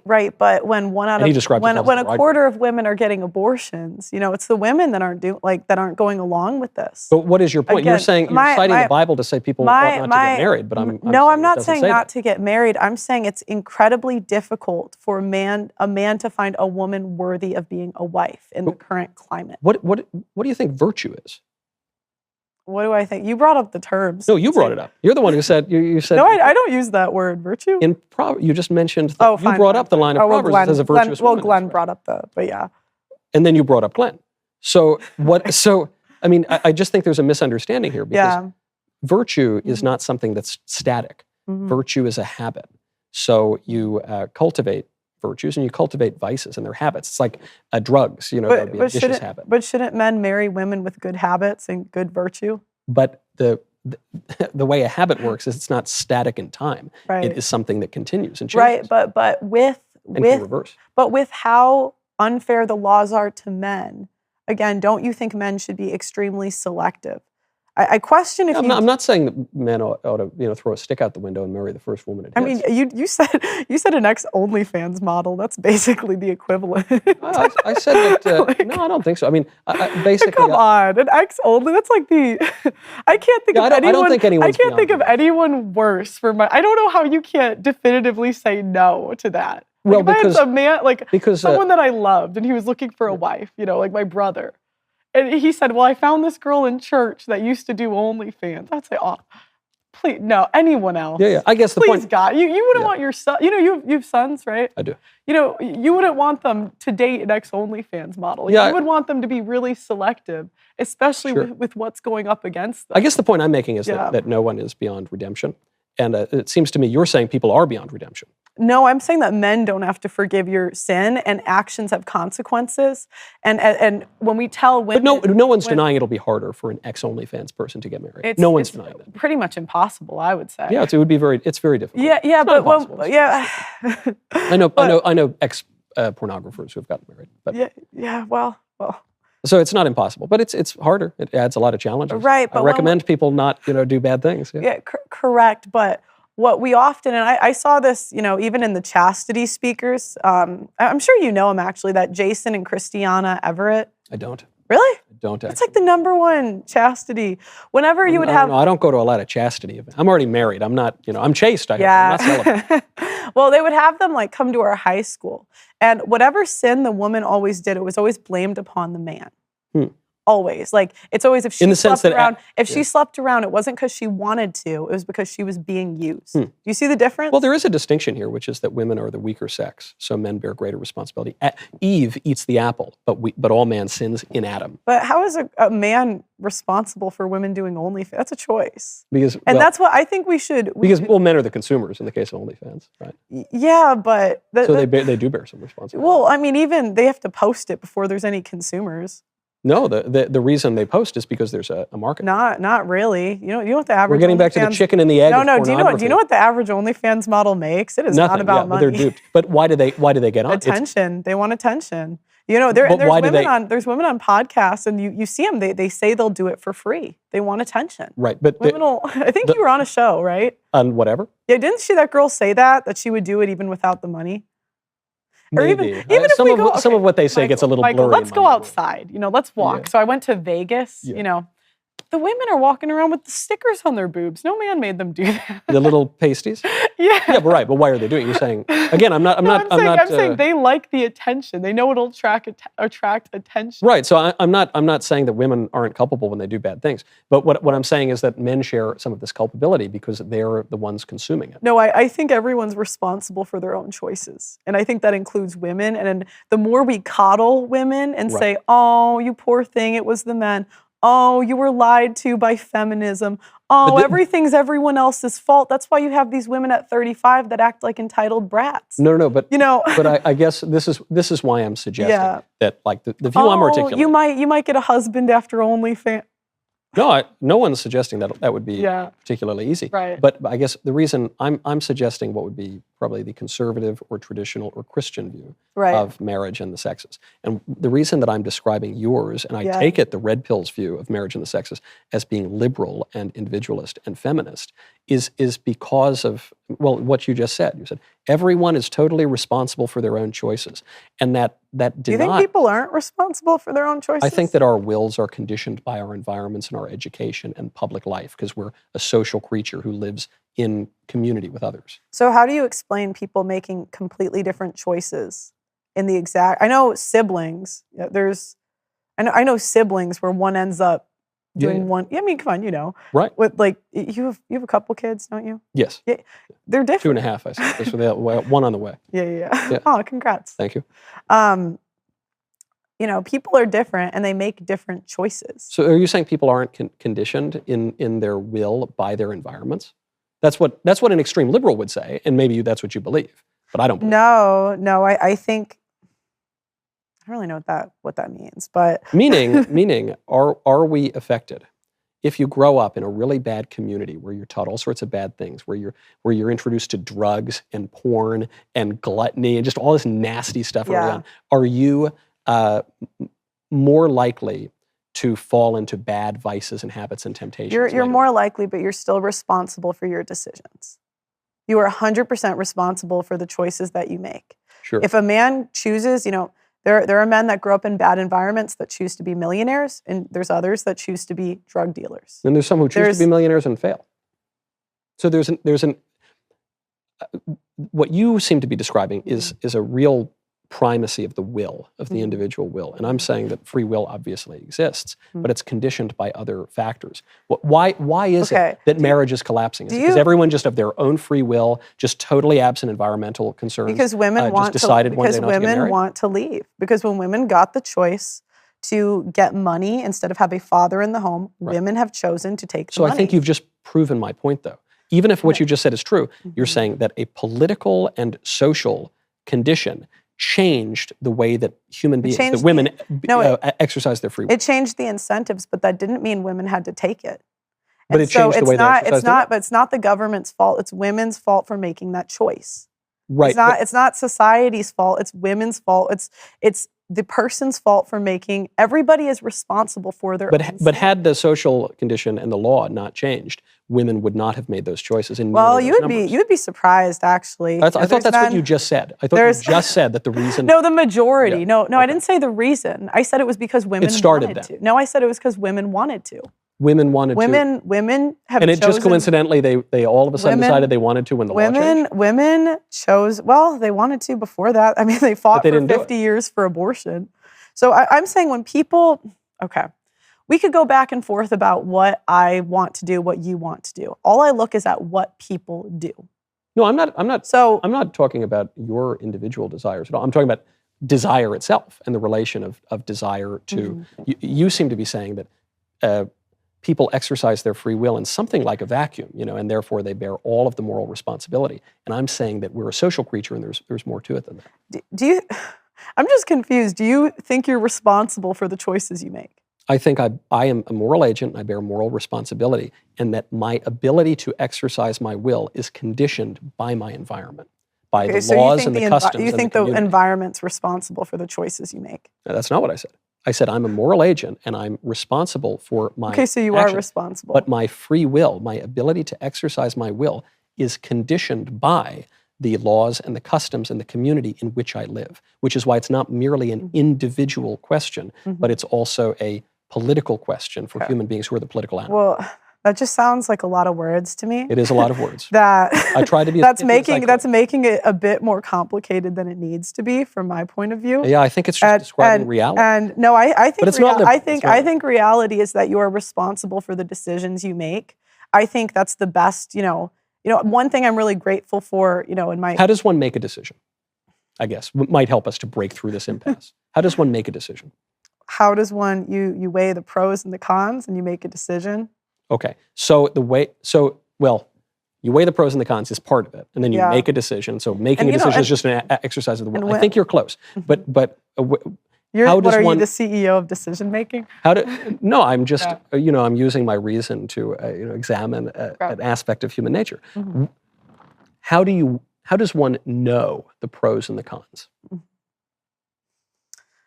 It depends what decision, but in general, how does one know pros? How does one know cons? Let's take abortion. Can I use an example? Is that allowed? Please. All right, abortion. You get pregnant, you Google abortions, then you can decide. And you can weigh the pros and the cons. So Google is one way. The way that you so what we've just concluded is the way that you exercise.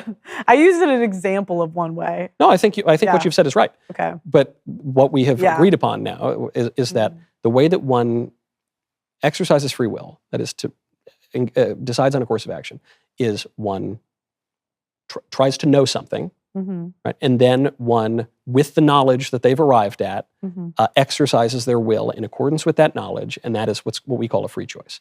And the example you used is perfect, because if you Google something, knowing that Google is like the worst leftist company ever in the history of the world, you are very likely to get bad information. No, which is what people totally did it because I was tired. I was tired of the simping. I was really tired of it. I was because I kept hearing people blaming the men for women's decision making when it came to abortion. And so I Googled. Oh, you're saying Google gives you good information? I would say no. Google, the top thing when you put in side effects of abortion are depression, anxiety. So I don't know. I think you're responsible for your choices. But in principle, you just came to a really important aspect of free will, which is that free will is at least in principle. Even if I don't like Google, you like Google, but let's put that aside. Well, it actually Bing's doesn't matter. a little bit better. Bing might be better. Ask James.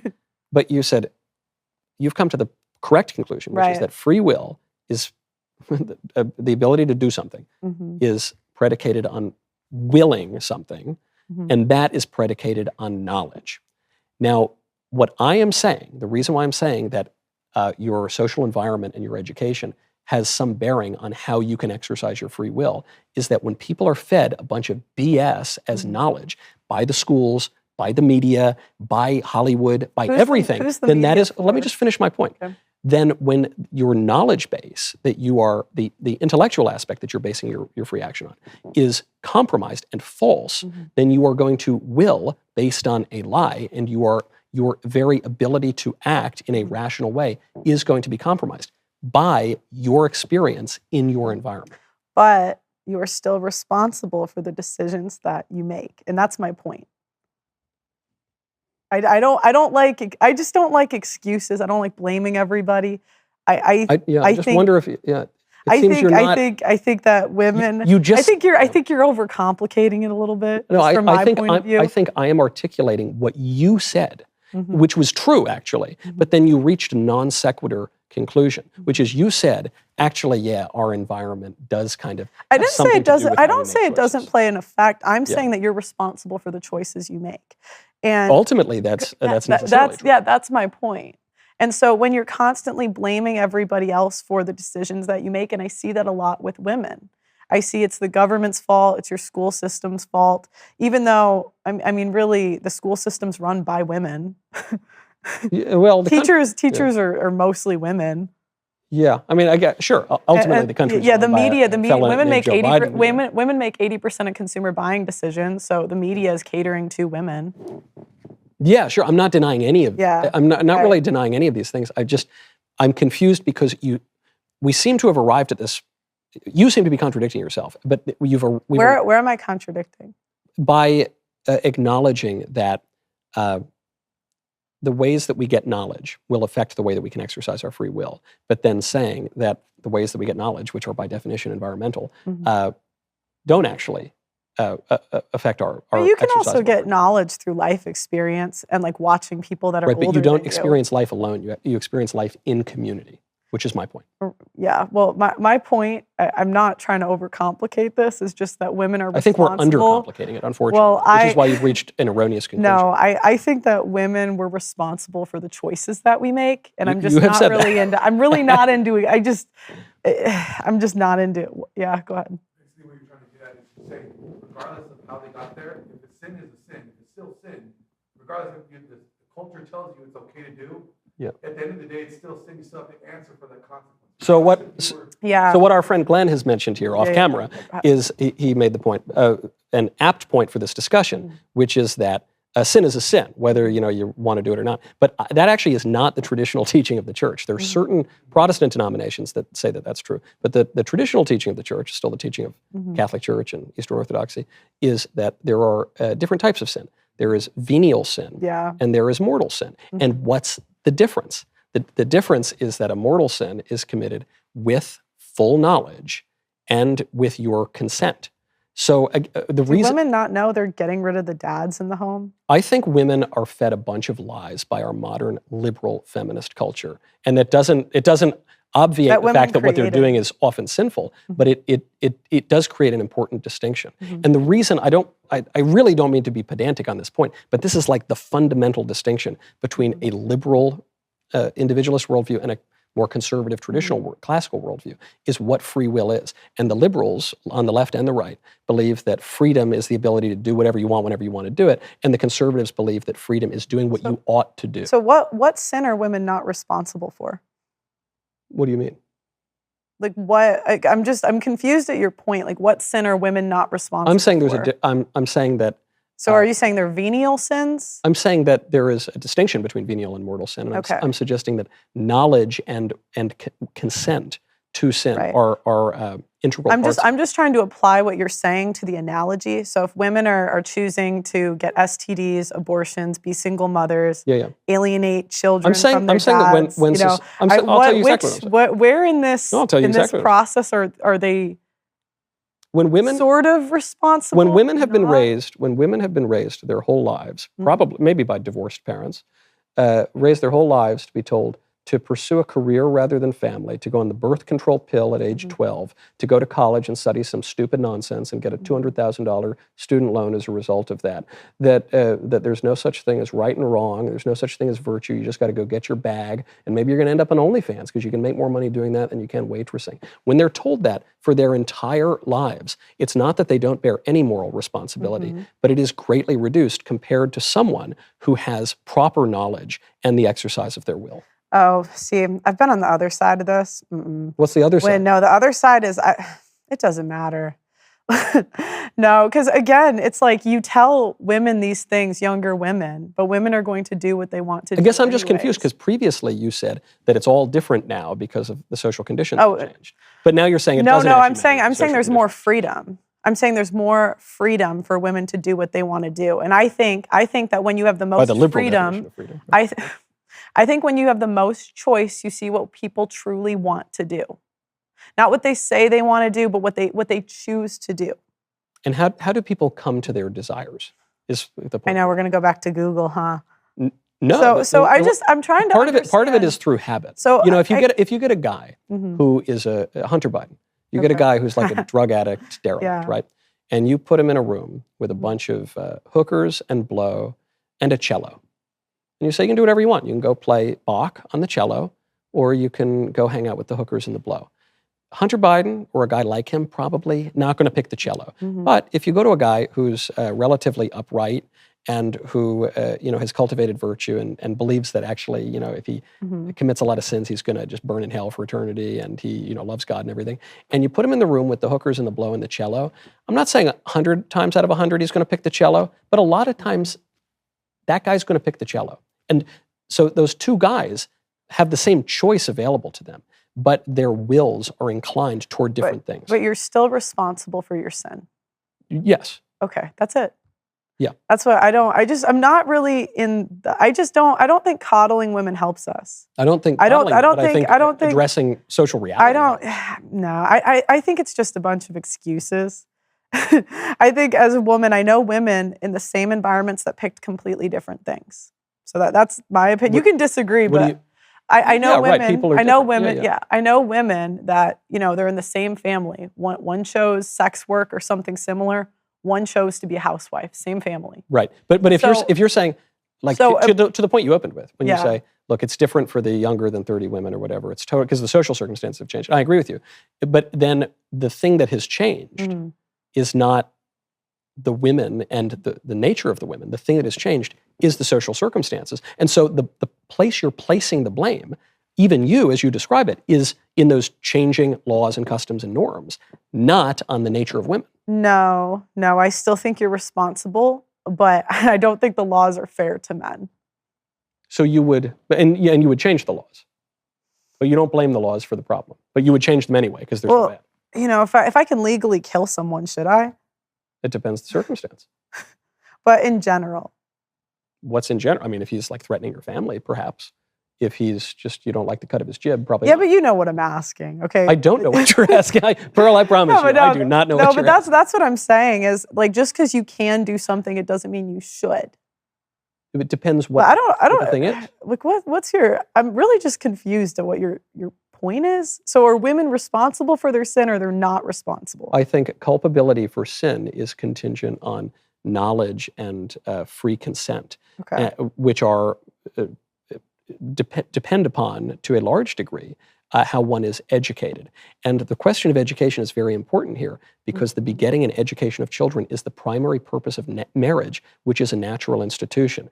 And so it seems to me that the idea that you are furthering and advocating, which cuts against the practice of marriage today, unravels all of these things. It doesn't cut against the practice of marriage. I advocate that the laws should change. Right. And until the laws change, men have to decide for themselves. I think you're skirting the issue. I think that men are tired of being told what to do by women. So I think every man has to decide. Do you disagree that every man should decide for himself what makes sense in his life? I do. I think men ought to do what's right. Okay. And you know what's right. I hope I do. I hope I've cultivated my faculties of reason and moral conscience to such a degree that they can correspond with God's grace and basically lead me right. Yeah. I mean, it almost sounds like you're playing God. No, but I hope that I'm cooperating with God. And I'm a rational creature made in the image and likeness of God. Okay. And that fact is borne out in my reason, which is what we're supposedly here to do.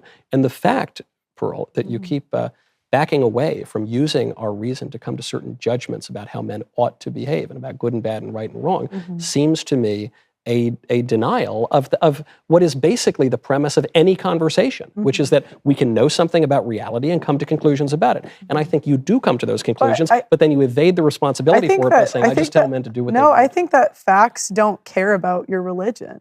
So I think facts don't care about the way you feel about them. What do you think a fact is? I think that what do you think a fact is? That women are paid to leave marriages. That's just a fact. I thought you were facts in general. And so, I mean, that's just a fact. And the way you feel about it doesn't change the way it is. Actually, the way that I feel, which I like to think I've arrived at that through reason, so I think it's tethered to something, real, does affect the way that I behave. And the way that I behave does, to some degree, affect the social circumstances in which we all live. So in a way, actually, a friend of mine says facts don't care about your feelings. But politics largely cares about your feelings, and your feelings are cultivated through virtuous and vicious habits. And being selfish and sleeping around and not getting married and not having kids is vicious. And getting married is very virtuous. I don't say that men should sleep around. But you say they shouldn't get married, if you were to give advice, which you don't. I say that men should be extremely cautious when getting married. I say they should vet women heavily. And if there are not enough wives, that might not be the way that they end up going. So what should they do then? It's so interesting. It always goes back to that, like me telling them what to do. Every guy's got to decide for himself. In Pearl World, which we were living in Pearl World earlier, then what would men do if they begged you for advice? I would say go talk to a preacher, your pastor, a preacher. I thought facts don't care about your religion.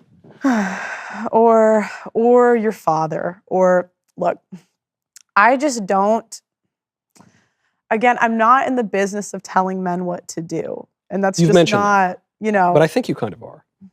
Not really. Not really. I just don't think. Do you have any? Because it depends on the guy. How do because you'd first ask like what their situation is. Every person has a different situation. But every man we're talking about is a man, and there are some things that are common to men, like human nature. And marriage, being a natural institution, is something that is common to men throughout all of history. But it's not the way we do it today. Some of us. Marriage today is not marriage anymore. It's not. It's not marriage when. I think it's not. It's not marriage today. Is not marriage anymore. What do you mean by that? When the average marriage is 7 to 8 years. Oh. When women leave 70 to 80% of the time. When women can file abuse or can accuse you of abuse on the way out the door. When women can put you on child support. When women can put you on alimony. There are many attacks. It is not marriage anymore. I totally agree. And that we're confused about marriage. I totally agree. And so, again, I have a hard time telling men to sign up for an institution almost blindly. I don't think blind. I think they should with the consequences that come with it. Don't you think? And I've seen men on the other side of it. Men are 9 times more likely to commit suicide after divorce. Yeah, divorce. They're and it ruins men's lives every day. But we don't just. That's not something we disagree on. But sometimes it sounds like you guys downplay it by how. No, I don't think so. I just think you're denying that you're advising men to do anything, even though you're saying it would be a good strategy. No, I don't tell men what to do. One man might find that Christian virgin chick in the middle of nowhere that goes to Latin Mass. One man might not find one close to him at all. I know someone that runs a matchmaking service for like Latin Mass. Great. No, they're having the same problems. And this is for the Latin community. I know someone that runs one. He tells me the same thing. There's too many men. There's not enough women in this specific one. Yeah. And the women are a bit too high of standards, a bit delusional in what they have. Have you ever been to the female delusion calculator? Yeah, but my point is, So you're going into the churches, you're finding the same problems outside of the churches. Maybe some of them are a little slower. Yeah. Some of them are a little slower to hit, right? Like Latin Mass, I would say, is one of the better ones, but there's still a record number of annulments. We still see more liberal Again, things. not among the trads, but in the Catholic Church broadly, the annulments have gone up. Correct. And so my point is, it's going to be tough to convince men to join these things when even the churches seem to be going left. Yeah, I agree. But the churches are teaching egalitarianism. Like this some are. I went to, and I know a lot of these are anecdotes, but when you start to interview as many people as I have, you start to see patterns. And, I'm hearing from men that the church makes their wives worse, not better, because they're being told in Bible, like they're being told in their Bible studies that they're women-led, and they heretics get all these, and schismatics have created problems for all of history.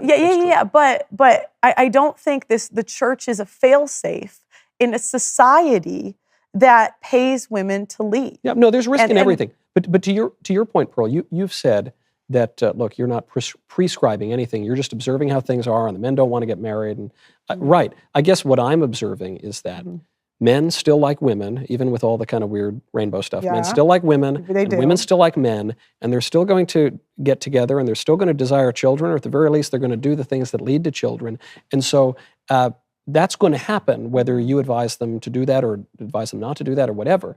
And so in that case, don't we need to deal with what that institution ought to look like, rather than say, sit on your hands until we change? No, I say fix the institution. That should be the number one thing, because men are not going to return to people are not going to return to marriage until you make the institution more fair. Well, what they'll do is they'll return. It doesn't matter what you say. It doesn't matter what I say. You guys have been preaching marriage for a decade, and the rates of marriage have still been going down. Why? Because the cost is too high and the quality of women is too low. How do you fix it? Well, you increase the quality of the women. You say stop being fat.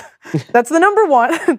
Don't go on OnlyFans. It might be on the list. I don't know if it's number one. I mean, for men, that's like the number one thing. I wouldn't say it's. Okay. I'm blessed with a thin wife. Not now because she has a child in her. But. Okay, but you understand what I'm saying. Yeah. And until you lower the risk for men, the utopia you're asking for isn't going to return. It's not a utopia. I'm describing the human condition for all of history. Okay, but what you're asking for, the families will not return.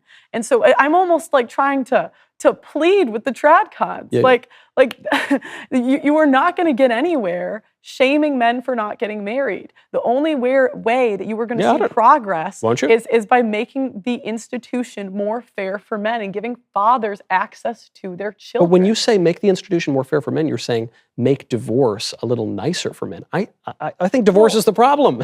No, not the solution. I agree with you. I don't believe I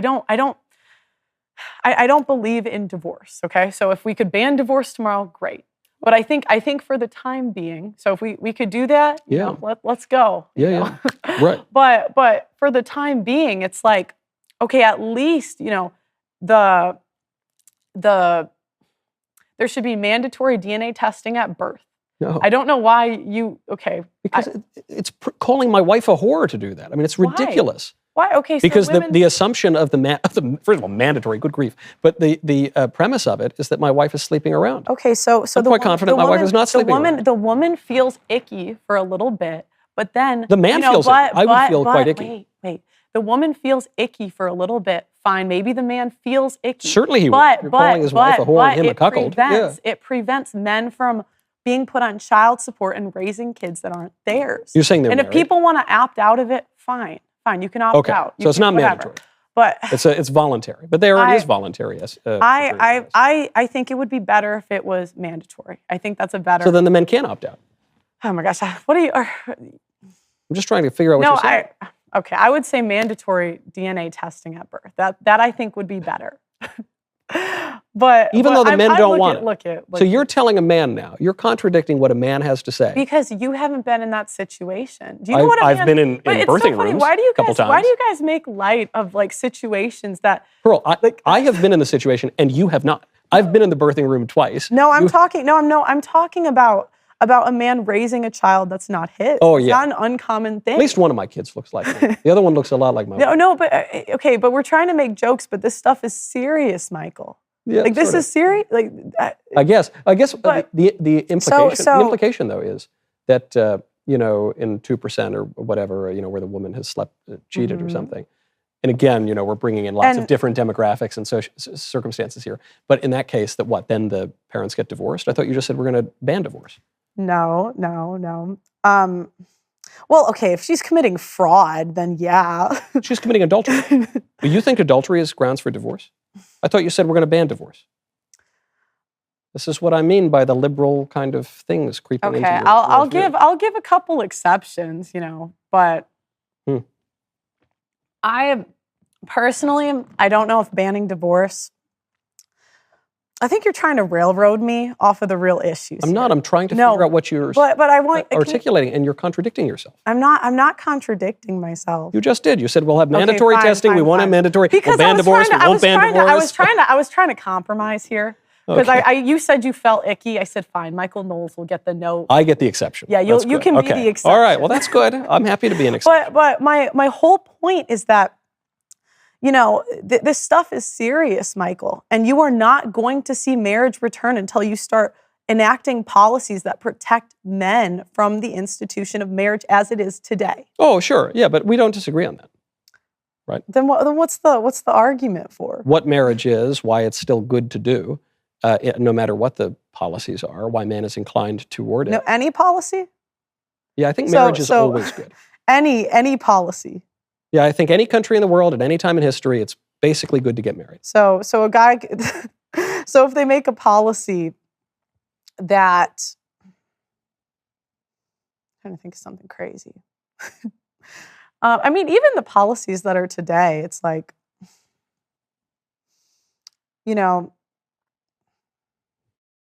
that if, so really any policy. Wait, what? What? You would say that you have a son, so your son got married and his wife got pregnant, and come to find out 5 years later, he's not the biological father.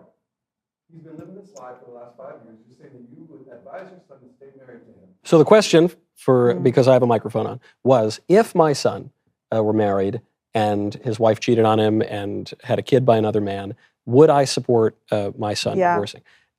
I do not support divorce under any circumstances. So, I think Matthew 19 and 1 Corinthians 7, where Jesus says, due to the hardness of your heart, you're allowed to divorce your wife under the pretense of sexual immorality. He doesn't say that. But the question that was brought up from off camera was, what about the so-called acceptive clause in the Gospel of St. Matthew, where our Lord says, what God has joined, let no man separate, except for the case of porneia. And what's curious about this so-called acceptive clause, which in recent centuries, some Protestants have interpreted to mean that if your wife cheats on you, you can divorce her, but which had not been understood that way for the vast majority of the history of the church, and certainly and still is the case in the Catholic Church and elsewhere. I guess one way to understand that, and that apparent contradiction with the other synoptic gospels, which do not have the so-called acceptive clause, is to remember that St. Matthew is writing for a Jewish audience, and there was a live debate at the time over the exception, what type of adulterous exception that would imply. And so one way of understanding Matthew chapter 19 and the acceptive clause is to say, actually what he's saying is, let's ignore this whole sort of debate that's taking place between various Jewish groups and just get to the heart of the matter. But furthermore, the fact that you see it in the other Gospels, not repeated with the acceptive clause, would seem to bolster the traditional view of the Church, understood in the magisterium and the depositive faith, and articulated by the Vicar of Christ on earth, that no, you don't get to divorce just because you cheat on your wife. Also because it just at a natural level, that would create a perverse incentive such that if two people don't like each other, there's an incentive to just go out and cheat, and then you can dissolve the marriage. Okay, so if he's raising a kid that's not his, you would support them staying together. I oppose divorce in all circumstances. Yeah. Wow. That's a conservative view, not a liberal view. Yeah, I guess maybe I'm liberal in that one. Yeah. So, no, I think you're liberal in a lot of ways, and I think the red pill is liberal in a lot of ways, Yeah, which is why they're ironically just the flip side of the feminists. Well, I disagree with that because again, you guys are the ones pushing men into a feminist institution, which marriage today is. Ma- again, and again, you're not going to see marriage return. Pearl, marriage has been around long before Mary Wollstonecraft and feminism. Okay. It's a universal institution that has been around as long as human beings have been around. Mm-hmm. I think it's a little silly to call it a feminist institution. Well, the way it's run today is. I think the way it's run today, government. It's 7 to 8 years. Not and the mine. man doesn't get access. I know, but no one's talking about you. Well, I'm talking about me. But that's the point. We're just talking about me and you, Pearl. You know, the society is just me and you and everybody else. Right, but that's the whole point. And I just, we could deal with shoulds the way the world should be. And I'm saying the way it is I'm not. now. I'm saying the way it is now, marriage will not return until you start lowering the risk for men. I suppose the distinction here is you're painting my view as being some sort of utopian prescription. But to the contrary, I am describing the way that the world is and has been. Marriage is a natural fact. It has been a natural fact for all of human history everywhere in the world. And so it seems to me quite the opposite, that what you are prescribing for men, though you won't take responsibility for advising it, is that men avoid this natural institution, that no matter how much you advise them against it, they're not going to avoid it. I don't advise men to, why do you keep putting words in my mouth? That's not what I said. I think it is. Okay, it's not. Every guy should decide for himself. That's what I say. But that's a different, to say whiskey is tasty and every man should decide if he wants to have whiskey. What do you think the solution is moving forward for men? For men, I think at the political level, it would be to reform the divorce laws. How? And to ban no-fault divorce, to disincentivize divorce as a financial and political matter, to eradicate feminism from public life entirely, the whole preposterous ideology at every single level, to overrule the Obergefell decision, which preposterously redefined marriage and took sexual complementarity out of it, which is absurd. Once you did that, there's more to do, but once you accomplish that at the political level, you would go a long way toward fixing the problem. Then I would encourage a return of traditional religion in public life, because not only is society not secular, but it never can be, because all human conflict ultimately is theological, and everybody's got to serve somebody. So either we're going to worship the God who's really God, or we're going to worship the God of money, or the God of casual sex, or the God of individualism, as the liberals want us to do. And I think as a lot of the red pill wants us to do. So I would restore traditional religion in public life, and the religion that built our country and our civilization. And then at the individual level, I would, I've now restored families, which is, I'm pleased to say. Wow, good job. I would recommend that individuals behave in accordance with right reason and virtue. So you've already gotten rid of the liberalism and the feminism. You've gotten rid of this subjectivism and the kind of language you use, which is just do whatever you want, man. I don't think people ought to do whatever they want. I think they ought to do what is right, and that will cultivate their desires, their very desires, to incline them, imperfectly because it's a fallen world, but largely toward things that are good and conducive to their flourishing, which is how we lived until relatively recently. So I don't disagree with any of that. Yeah. My question is, what should men do in the meantime? They ought to, be politically involved. I don't advocate an individual political quietism. They ought to be politically involved and elect good candidates and things like that. They ought to, at a practical level, go to church, work hard, put away the porn, don't do drugs, do things you ought to do, date in a way that is virtuous. And then get married and have children and be fruitful and multiply, because if we can't out-argue the liberals, we might at least outbreed them. And what do they do if women don't want to get on their program? Pearl, I guess you have a dimmer view of men than I do. I think men can be very persuasive, and I think that men can lead women in bad ways and in good ways. And so I would recommend that men take a leadership role, as we once had in the family and in society. Can men lead women that don't want to follow? Yeah. Okay, I disagree. I don't think men can lead a woman that doesn't want to follow them. I think that's a recipe for disaster. I think that will and desire are shaped by all sorts of things, including the persuasion of good men. Okay. Yeah, I don't think you can lead a woman that doesn't want to follow you. So I think that's a recipe for disaster, personally. Hmm. But I think until the quality of the wives go up and the risk goes down, How's the quality going to go up? I told you step 1, the treadmill. I mean, that's the first thing guys look at, right? Treadmill. Anything else? No, not being fat. So, what else? I mean, I think women, it's better if we save our virginities for marriage. Yeah. You know, yeah, it's better for sure. I would say not accusing your husband of abuse, taking the kids and getting fat after you get the ring. Yeah, that's true. But they've already gotten married at that. I thought we were trying to figure out how they even. Oh yeah, sorry, but that would be good too. I agree. Yes, that you shouldn't. Yeah, it's untrue. Yeah. And I think advocating for divorce reform would be a good step. So. I totally agree, and I really like that last point because it acknowledges that our behavior is conditioned by our circumstances. No, I think you're responsible for your behavior. Then why would we change the divorce laws? So you can stop paying women to leave. I guess I thought we were trying to figure out how to get women to get married. That was what we're right. Well, so yeah, why would changing the divorce laws affect that? Well, it would change the incentive structure, but I still think it's like, okay, yes. You could be paid to do something wrong, but you're still responsible if you do it. Sure, but you're more inclined to do it if the temptation is strong enough and if your moral fiber is weaker. Yeah, fair enough. I agree with that. So we sort of agree, I think we broadly agree. Yeah. The only place in which we really disagree, I think, is that, as you've admitted, you adopt a little bit more of a liberal worldview. Whether that's because you say, well, it's just the way things are, man, or because you exalt the individual and the free choice, just choose to do whatever you want. I would say I describe the world as it is, where you describe it how you would like it to be. And I would say I deal in is, and I would say deal in ought. But I think oughts derive from is because I think that nature has an end.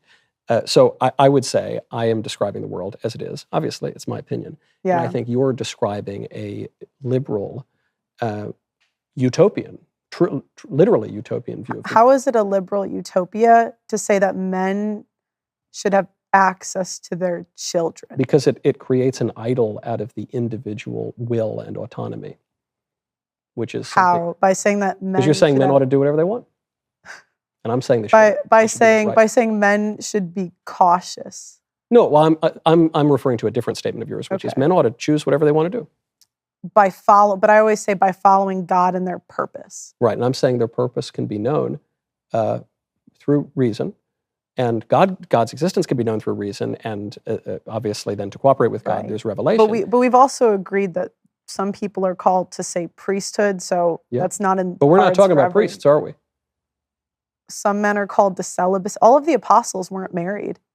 Right. The majority. The first priests. Yeah, some were. But the first priests acting in persona Christi, in the person of Christ, who's the bridegroom of the church, have a special charism of celibacy. Right. But you and I aren't. We're not really talking about priests, are we? We're talking about laymen who just don't want to get married. Okay. Well, I think that every guy has to decide for himself. Right. And that's what I'm saying. And that comes from either God or your purpose as a man. And your purpose as a man is? Different for every man. Yeah, I guess that's the liberal part. It's kind of you do you, choose your own. I wouldn't, like you're a political commentator. That's going to be different than Cigar what salesman. It's going to be different than what other guys want to do. Sure, but I'm a guy who works my job, is married, has kids, in as much as I'm blessed to have kids. Respects my elders, has a patriotic loyalty to my country, and gives God, I hope, even some modicum of the worship that is due to Him on this earth, so I can enjoy Him forever. That's great. I hope that good job. I hope that I'm doing it even in any way that's satisfactory.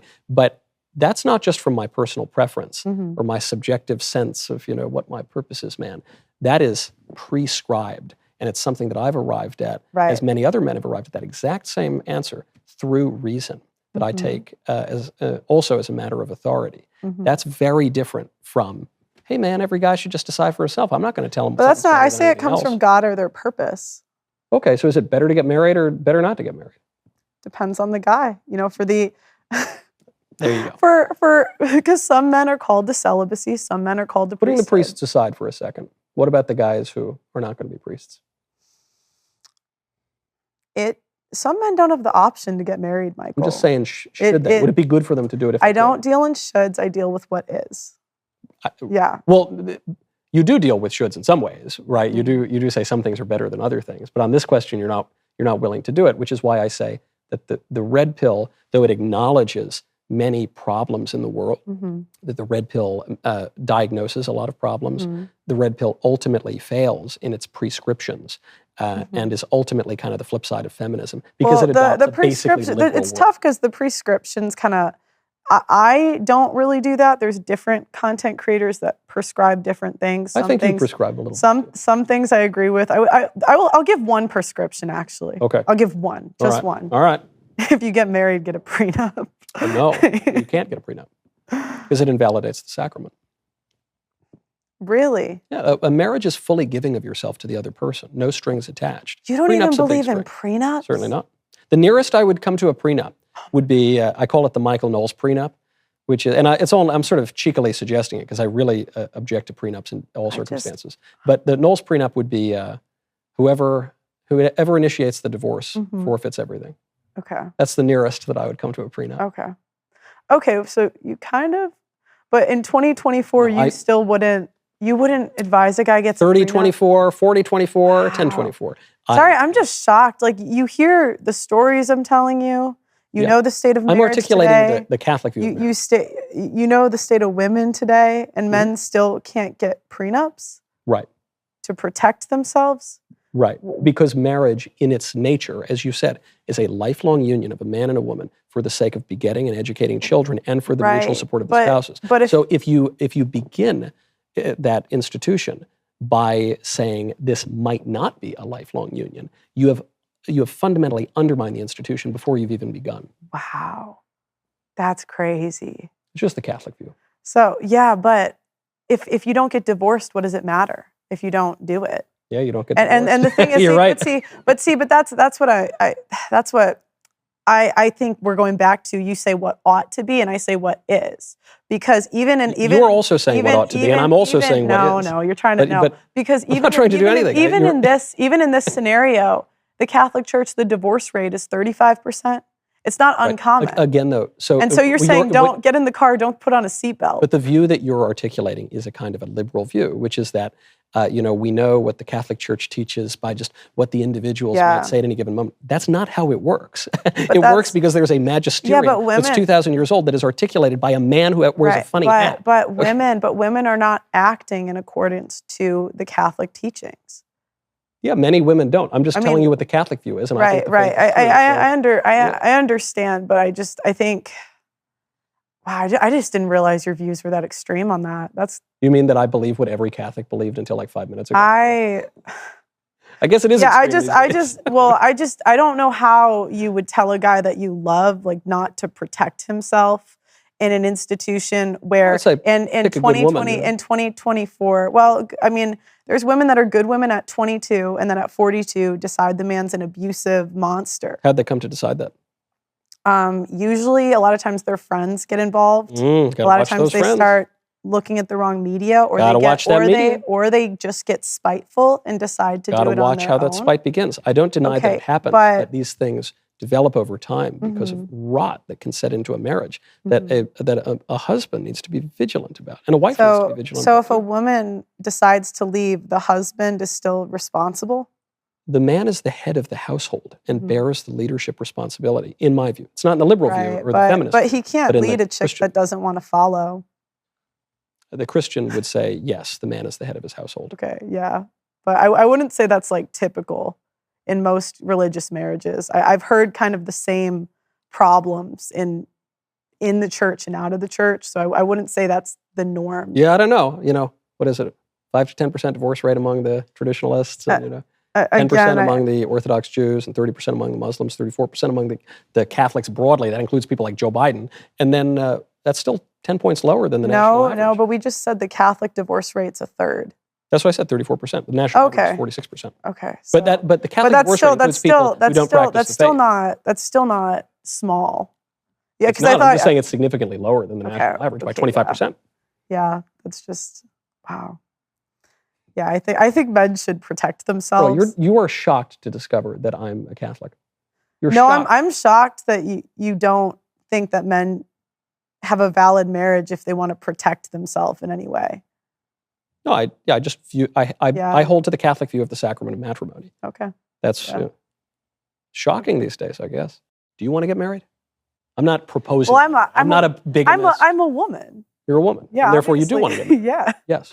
I mean, obviously, there's not risk as much for women, but I don't care about getting married with the state. I don't care.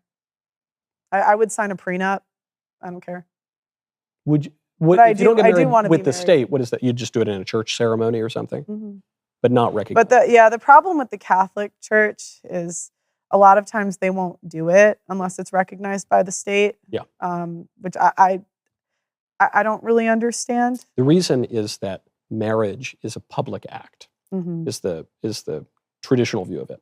So it's not, modern people say, oh, it's just between me and my lover, and we don't need a sheet of paper. So it's before God, but it's also before a minister of God, and it's also before the community, because marriage is both, a sacrament, but also a natural institution. So because it's the basic building block of society, because it's political in that, political just means more than one person, because it's the basic unit of politics, it's public. Yeah, well, that's why we can't get divorced willy-nilly, because you've made a vow to God and to the public. Well, you can nowadays. You're right, but you should. That's why you shouldn't. Yeah. But I would never want to put a guy in a position where he's signing like a contract legally that's not fair to him. I just think if I love someone, like I wouldn't want to put him in that position. So personally, why would I don't it be unfair to him? I don't.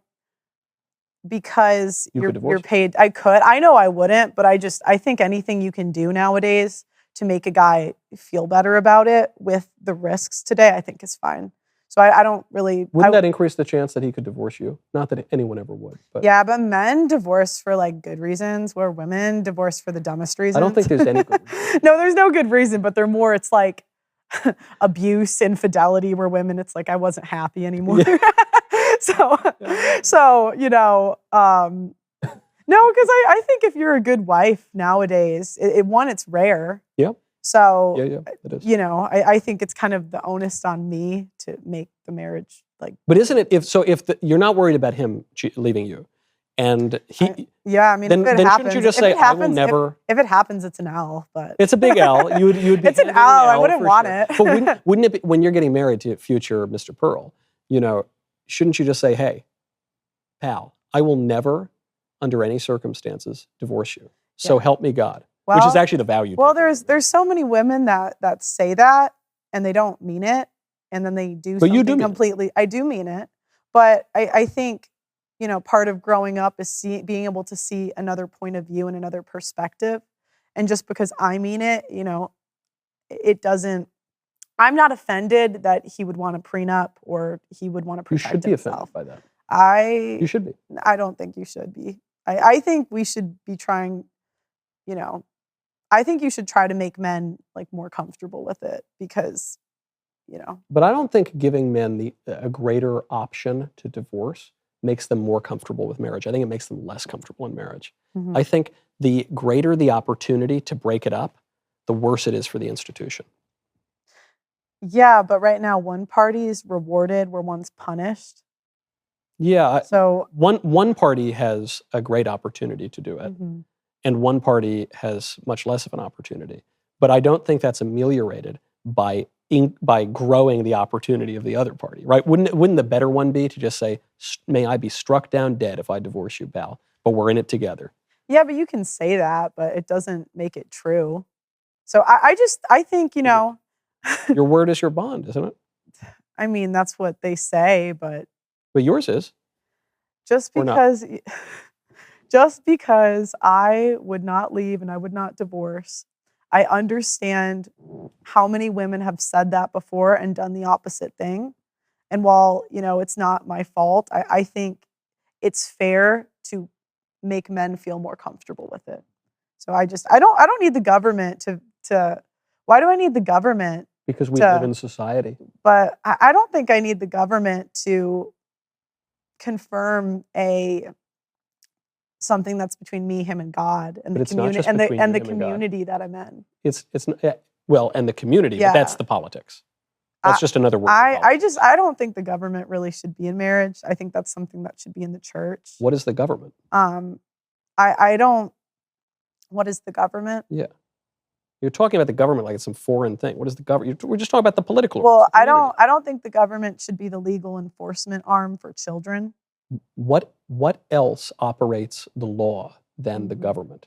By definition, the government is what operates the law and passes the law and enforces for me personally, Michael, I would be okay with a prenup. I would not be offended. I would not be offended by a DNA test. I think that's fine. So. All right.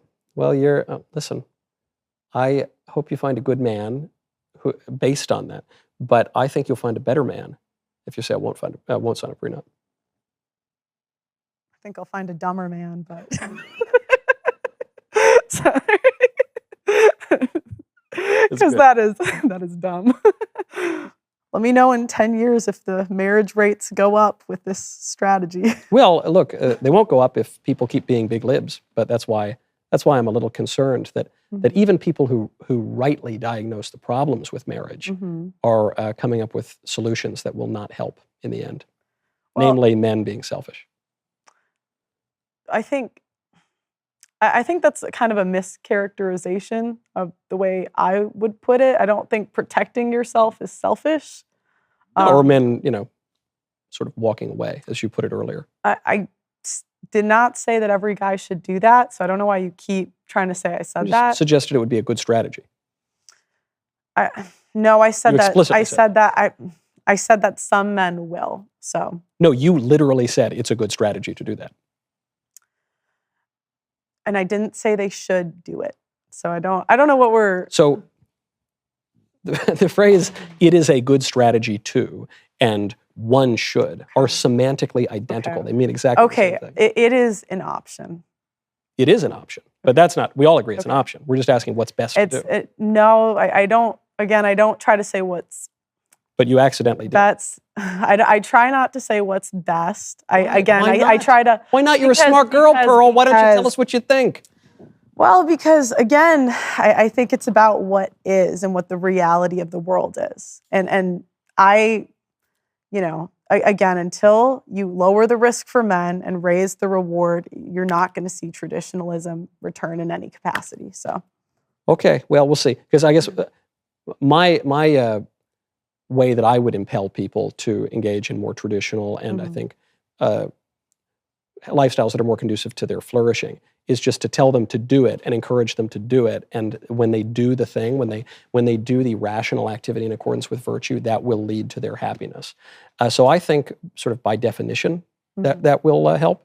But I guess the other thing we could do is disengage, sit on our hands, and watch Rome burn. I think we could come together and make the laws more fair for men. Yeah. And I think that would be the solution that we would agree on. It's part of it. Okay. But don't sit on your hands for the rest of the time. That's number one. Yeah. Yeah. Okay. All right. And in the meantime, people will make their own decisions. Okay. Pearl, thank you. Yeah. Thanks for having me. Pleasure to chat with you.